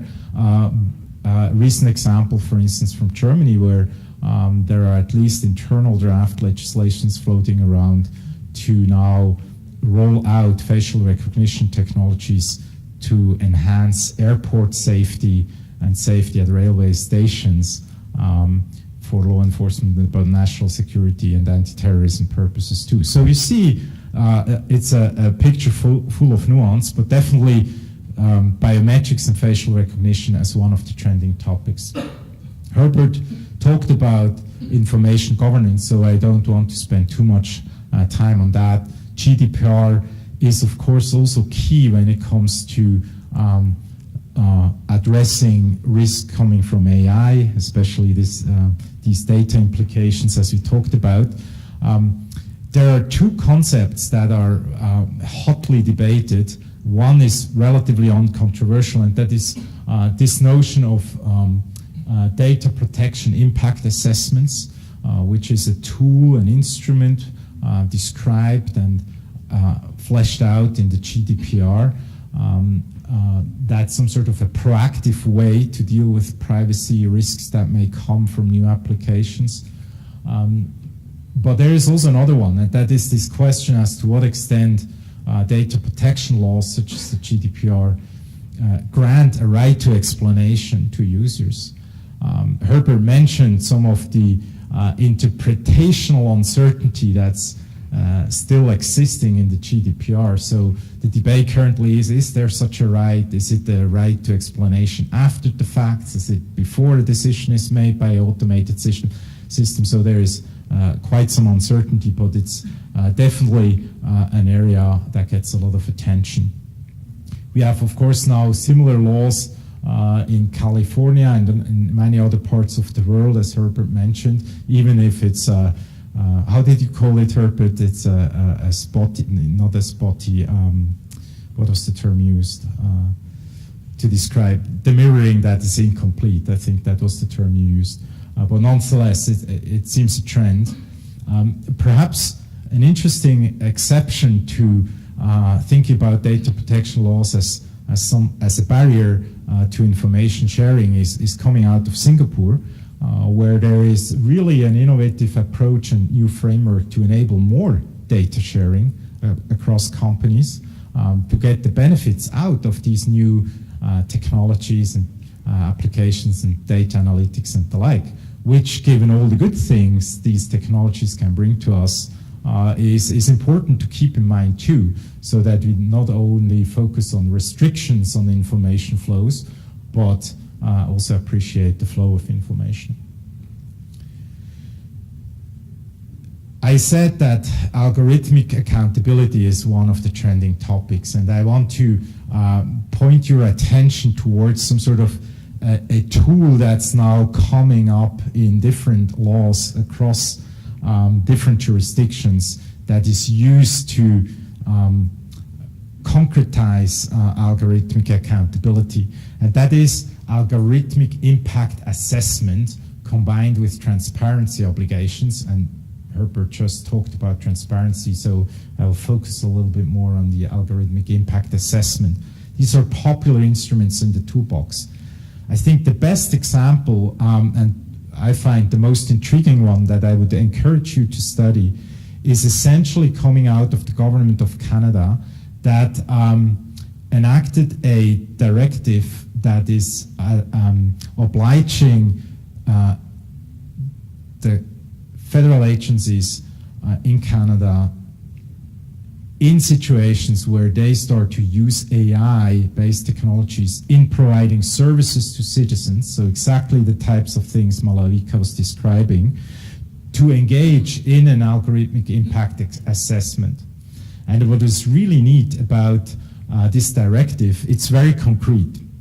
So it outlines in the appendix of this directive that depending on what the envisioned impact of an automated decision-making system is on a human being, on a citizen, so for instance, how deeply it may affect your rights, whether it's affecting your well-being, whether it would have implications for your opportunities or for human flourishing going forward. Depending on the sort of impact, it describes 4 different levels from very small impact to huge impact. You have different levels of scrutiny you have to go through before the government agency deploys and rolls out this technology and builds it into its interactions with citizens. And it's pretty detailed. So what types of reviews, what types of experts do you need to involve as you engage in such a impact assessment? How do you have to communicate with the public about it? What sorts of transparency requirements do you have to live up? It's pretty neat. It's organized in a chart. It's very straightforward to use. And to me, this could become some sort of a real reference point for legislators elsewhere too when thinking about algorithmic impact assessments. So it's also not a surprise that the US the U.S. Congress, there's a bill pending now doing something similar, the Algorithmic Accountability Act. It's very unlikely that this law will pass. It's introduced by Democrats, and given the political situation, it's very unlikely that it will become law. But you see this similar idea combining this impact assessment, here it's called automated decision systems, with data protection impact assessments, and you remember that part from the GDPR, so you see that this becomes really potentially a trending topic and instrument in different regulations. So very briefly, we've heard it already, from a risk perspective, these emerging technologies bring all sorts of headaches from bias, fairness, safety, many different risks, and regulators and lawmakers are struggling how to prioritize across these different risks, right? Because also regulators have to make decisions what to focus on and how to spend their time and resources. And what's emerging is really a risk-based approach, and I already briefly mentioned it. We see it in influential high-level expert groups that look at AI risks and the need for regulation. I mentioned here one, or I have a quote from Europe. This is very likely to influence also the Commission's work that I mentioned within the first 100 days. And you see here the proposal that regulators and lawmakers should basically focus on the risks where the risk of adverse impacts both on the individual and society are particularly high. So it's a similar version of the Canadian law that I just described too. And you see that as a horizontal principle applicable across different areas of risks. You see that same logic to say we have to separate between high risk, medium risk, low risk, however you categorize it, also in specific areas. Here is the example from the US, where the Food and Drug Administration, that's in charge with regulating medical devices, including also software, just updated its guidelines, as now AI makes an entry into health apps and health software for diagnostics and treatment. And the FDA says, you know what? Apps that you have, your fitness app, we stay away because that's low risk. We won't regulate that. We rather focus on high risk AI implementations where it's really used, whatever, in radiology, or where it's machine learning to optimize your cancer treatment or whatnot. So you see, again, point being a risk-based approach here, and if you look at some sort of the announcements, it's making the same point in a very specific application area in similar ways as even the Europeans think about it horizontally. So that's a trend in my view. Last quick few points.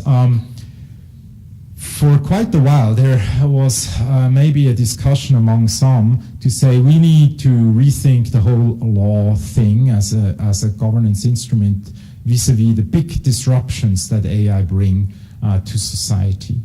Now, the reality is it's very unlikely that we see fundamental innovations in law itself in response to AI, but rather more likely we see gradual upgrades of existing laws with some extensions, maybe some new laws. A really great case in point is autonomous vehicles.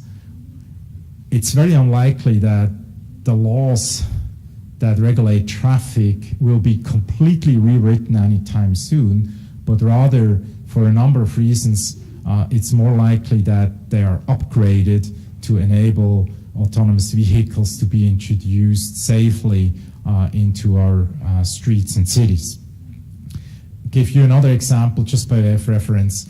There's been a discussion about do we need to rewrite liability rules in a world of AI where suddenly, as I mentioned before, the machine is starting to make certain decisions that has real-world consequences. It's not a human, it's the machine. Should the machine itself be liable for its behavior? Now, expert groups looked into that question recently in Europe and concluded no. That's not a good idea to create a whole new liability system. Rather, we have to go norm by norm and consider concept for concept whether it needs to be adjusted and upgraded. Again, just an example to suggest that the trend is against creating personality rights for robots, which would require a whole new way to think about rights and kind of implications in many areas of law versus gradual tweaking. Emerging trends, fake news, deep fakes are definitely something to watch out for. We see already quite some activity globally. China with a new content rules, but also dozens of legislative proposals or even enacted laws now in the US. There are two main problems that these laws seek to address. One is to criminalize deepfakes that mess with elections, especially close to election days. So, for instance, where you put, you let the candidate say something that she didn't say. And the other type of law is targeting non-consensual images that are some sort of introduced for deepfake porn, which is another manifestation where deepfakes that are AI-based can have do real damage. Lastly,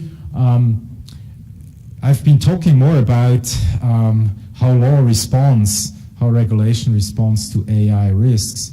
But interestingly itself, law, and we had a brief reference to risk assessment tools used by judges. Interestingly, law itself starts to adopt AI technology to increase its own efficiency.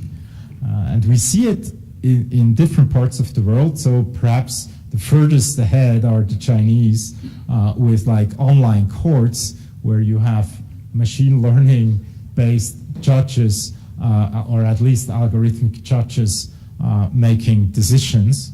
But you also see it in Latin America. Here is a recent tender of the Brazilian Supreme Court to buy AI solution for its own purposes to do legal analysis of its own precedents.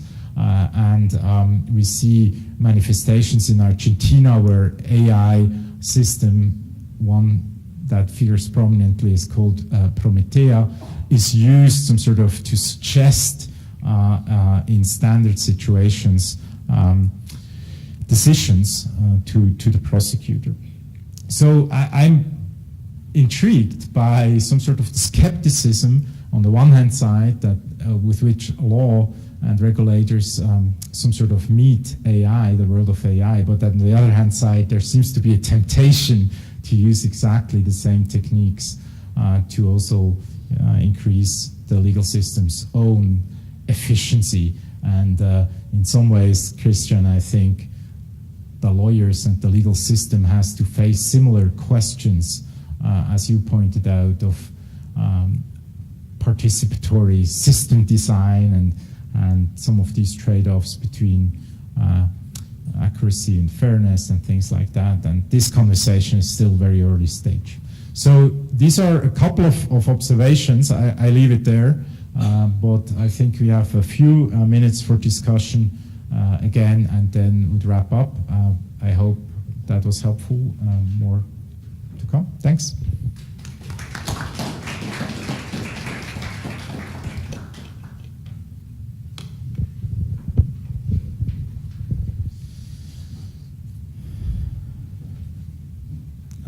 What questions do you have? What comments do you have?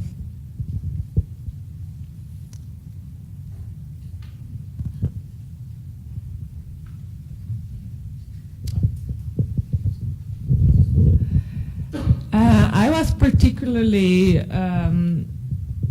interested in learning more about the first observation you had about kind of more developments at the city or local level.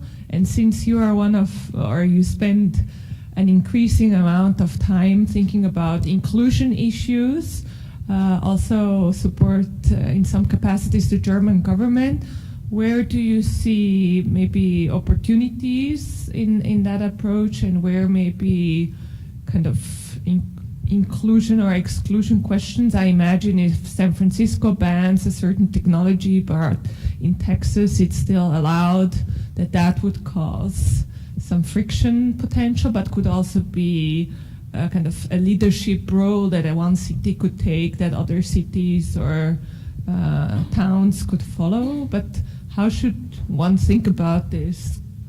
Will this cause more fragmentation within a country, or maybe not? I don't know. Yeah, I think you hit on the right questions. I don't feel there's a straightforward answer. Maybe just a few pieces in addition to that. So on the one hand side, yes, it may lead, if every city comes up with a different set of rules for the same sort of application, let's use facial recognition as the example here, that may lead to fragmentation. So if you travel from one city to the next 2 hours or half an hour, you may have different rules to work with as a company or as a citizen. That's perhaps not very efficient and sustainable. That's the downside. On the other hand side, you can also look at these early attempts to regulate at the local level as some sort of a experimentation and a learning process. And at the moment where we don't often know what is the best way to regulate and what are the best enforcement tools and things like that, it's actually good to have different experiments. So that's one point. So there, yes, is the risk of fragmentation, but there is also a benefit to it because you can learn from each other from these local experiments. And ultimately, maybe, if the learning happens, you will converge towards a better approach based on the diversity of approaches that you've tested out in practice. Of course, it's also important to understand the extent to which a city can regulate the technology is very much dependent on the legal system of a country. How much autonomy does a community or a city have to make these decisions? And that varies from country to country, from state to state, or whatever the equivalent is, right? So what's in the jurisdiction of this local community? Herbert, you want to add to that? Yeah, I think Sandra and also Malavika have pointed to a very general problem or a very general development that is affecting us in particular with regard to information technology, its potentials and its regulation. It is the contrast between globalization on the one side and localization or relocalization, nationalization, reculturalization on the other side. I don't know who of you has seen the Chinese movie Wandering Earth. It's a real Chinese blockbuster, science fiction, where the Earth is used as a spaceship, the Earth as such, and is navigated through the solar system to a safer place.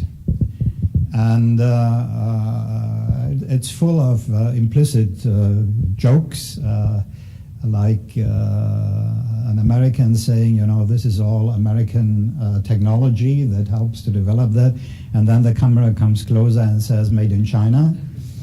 And, things like that. But what is behind that is a philosophical concept which I think is very much inherent in Chinese thinking. I do not know how one can extend this to Southeast Asia.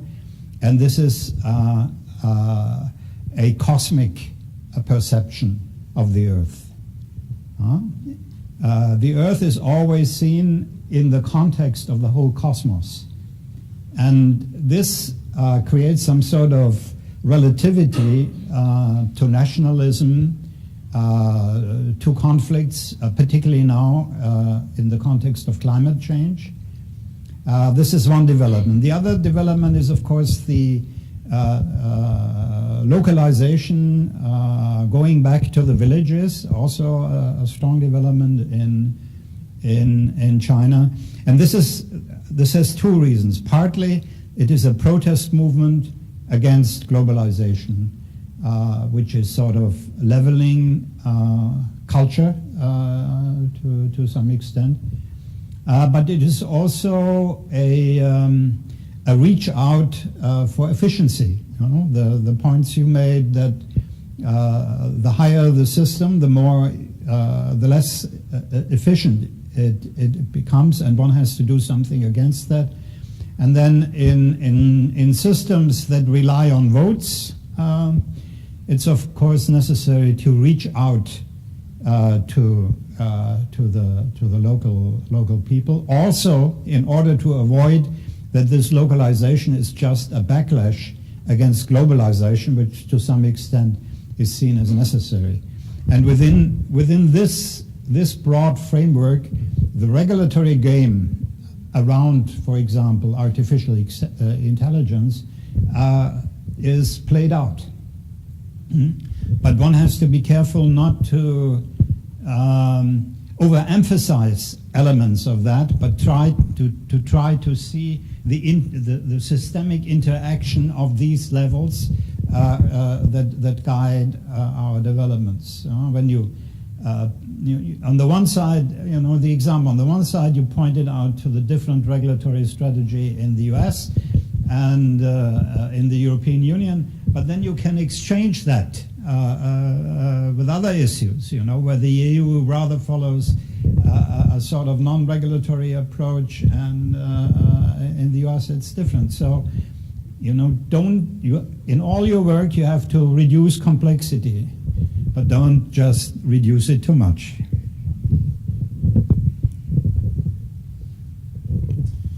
Maybe just one quick thought in addition to some sort of, and Herbert, to me this is a general theme that runs throughout the presentations.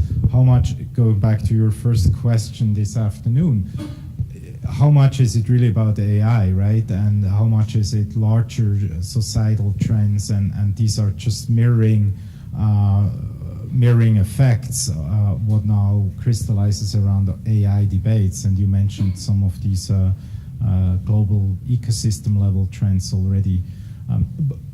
Maybe one thing that has a AI specific aspect, Sandra, going back to your question of localization of lawmaking and regulation, which, if I understood your question or your comment correctly, may have the promise or an advantage too.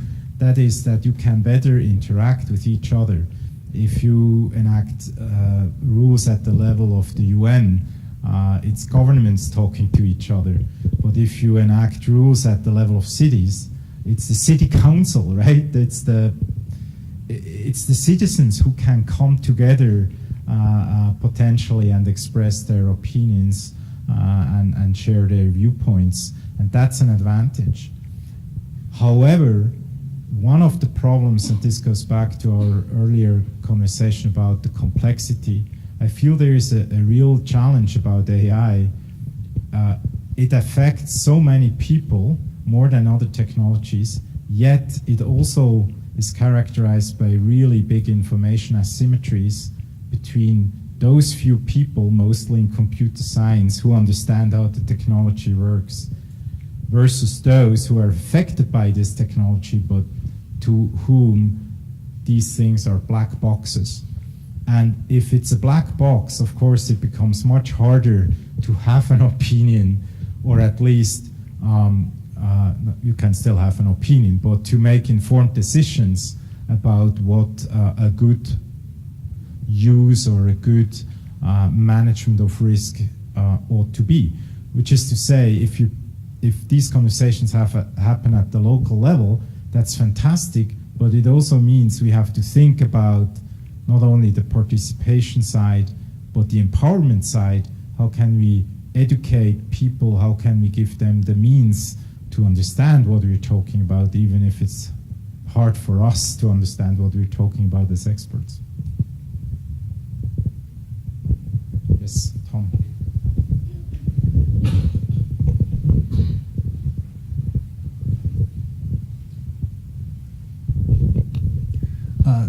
Thank you so much, Urs. I think you started to mention essentially the role of the private sector in regulation, international trends of regulation. Essentially, that the private sector is, for the most part, the one that is creating all of the forward-moving, the emerging technologies, the emerging AI roles. What roles have you seen the private sector taking in terms of actually informing regulation or pushing regulation, or essentially seeing like, is this technology or this AI tool is something that we think is actually has risk, and are there certain areas, regions where the private sector is the stakeholder that is pushing that versus others where it's just more on the receiving end? It's a great question. So I think in the academic circles where I hang out with, there is huge skepticism towards companies and their efforts to, self-regulate or use ethics and similar approaches to deal and manage some of these risks. There is also a lot of cynicism. I think there are lots of bad experiences with companies who, of course, first and foremost, have to make money and have different incentives than necessarily ethics. But Christian Fiesel may disagree with me on this one. So there's a healthy dose of skepticism. Personally, I have perhaps a little bit a more optimistic view on what the contribution of the private sector and companies can be. I'm not saying it's already there, or I'm certainly not saying it's enough and we don't need law, but I see a productive function. Your point about companies being able to inform some of these conversations about what the technology does and what it can do and how well systems are performing or not performing, it's very hard to do that without the companies, because that's where the knowledge is. That's also where the expertise is, where the data sets are, where the technology is developed. So I do think it's absolutely a key stakeholder to involve in the policy debates. The hard question is, of course, how can we make sure that it's not just a lobby exercise, but I also feel that companies in different parts of the world have gone through a learning process themselves, because ultimately there is an interest in creating a trust environment. I think post-Snowden, this was one lesson learned for US tech companies. If big mistakes happen, that may be bad for the entire industry. And so I feel there is definitely a productive role that can be played. The last thing I want to say is there is also a lot of skepticism about companies creating their own ethical principles and so forth, ethical review boards and the like.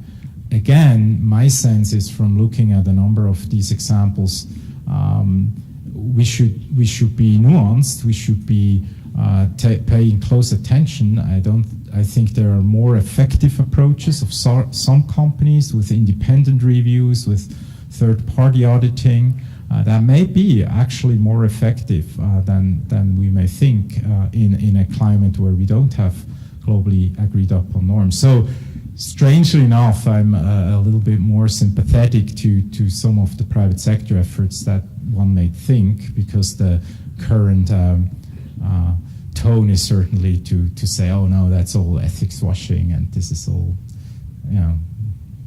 bad. But I think we have to acknowledge it's an important stakeholder. I think that's a very interesting question, which is very often overlooked, the potentialities that are in the private sector. It's pressing for regulation, obviously, to counteract other regulation. This is a very clear thing. The private sector is pushing regulation when it wants to level the playing field, when it wants to take out asymmetries in competition, so that all can develop, and eventually one's own company can also develop.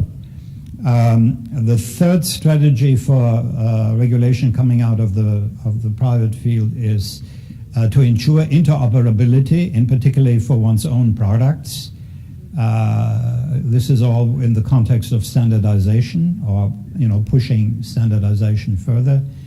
And the fourth element is to secure advantages a company has already reached in research or developing its technologies, and where it wants to keep this advanced position as a sort of, that's the exact opposite to leveling the competition field. This is maintaining one's own leading position. And one can see patterns of these kind of ideas that are coming out of the private sector in the field of artificial intelligence and its uses in, for instance, telecommunications technology. It's just a sort of attempt at summing up what you have given as examples.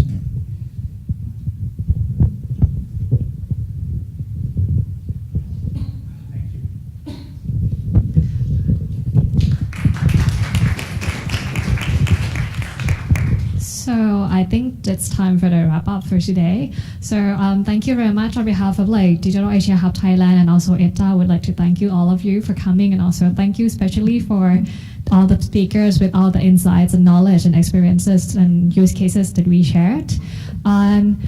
Just to remind, so the today presentation is also on live on Facebook of ETDA. So in case you want to see anything and want to focus on specific things, then you can just do that. And also, this is the first episodes for the whole series. So we are doing a big data and AI governance as a research topic in collaboration with ETDA. So that would be more open forums on this specific topics. So in case you're interested, then you can also sign up in the ETDA Facebook as well. Yep. And on this occasion, คุณชาติชัยสุทธาเวชรองผู้อำนวยการ ETDA would like to just give a little gift and souvenir for all the speakers ค่ะ so please welcome คุณชาติชัยสุทธาเวชค่ะ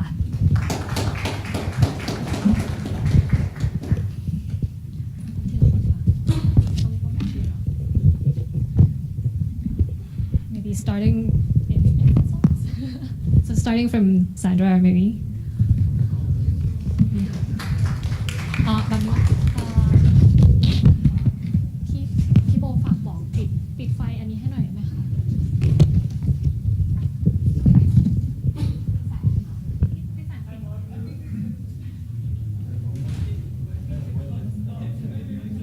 ความหมายทุกสิ่งที่ทำน้อยใหญ่พัฒนาก้าวทำเพื่อให้เศรษฐกิจไทยงาดองอาจยั่งยืนพวกเราไม่หยุดคิดพวกเราไม่หยุดทำไม่ยอมเป็นผู้ตามกล้าทำสิ่งใหม่รวมพลังศรัทธายึดมั่นในหัวใจพวกเราคือETDAสร้างสะพานแข็งแรงเชื่อมทางไปข้างหน้าคือความหมายที่สื่อเชื่อมโยงโลกใบใหญ่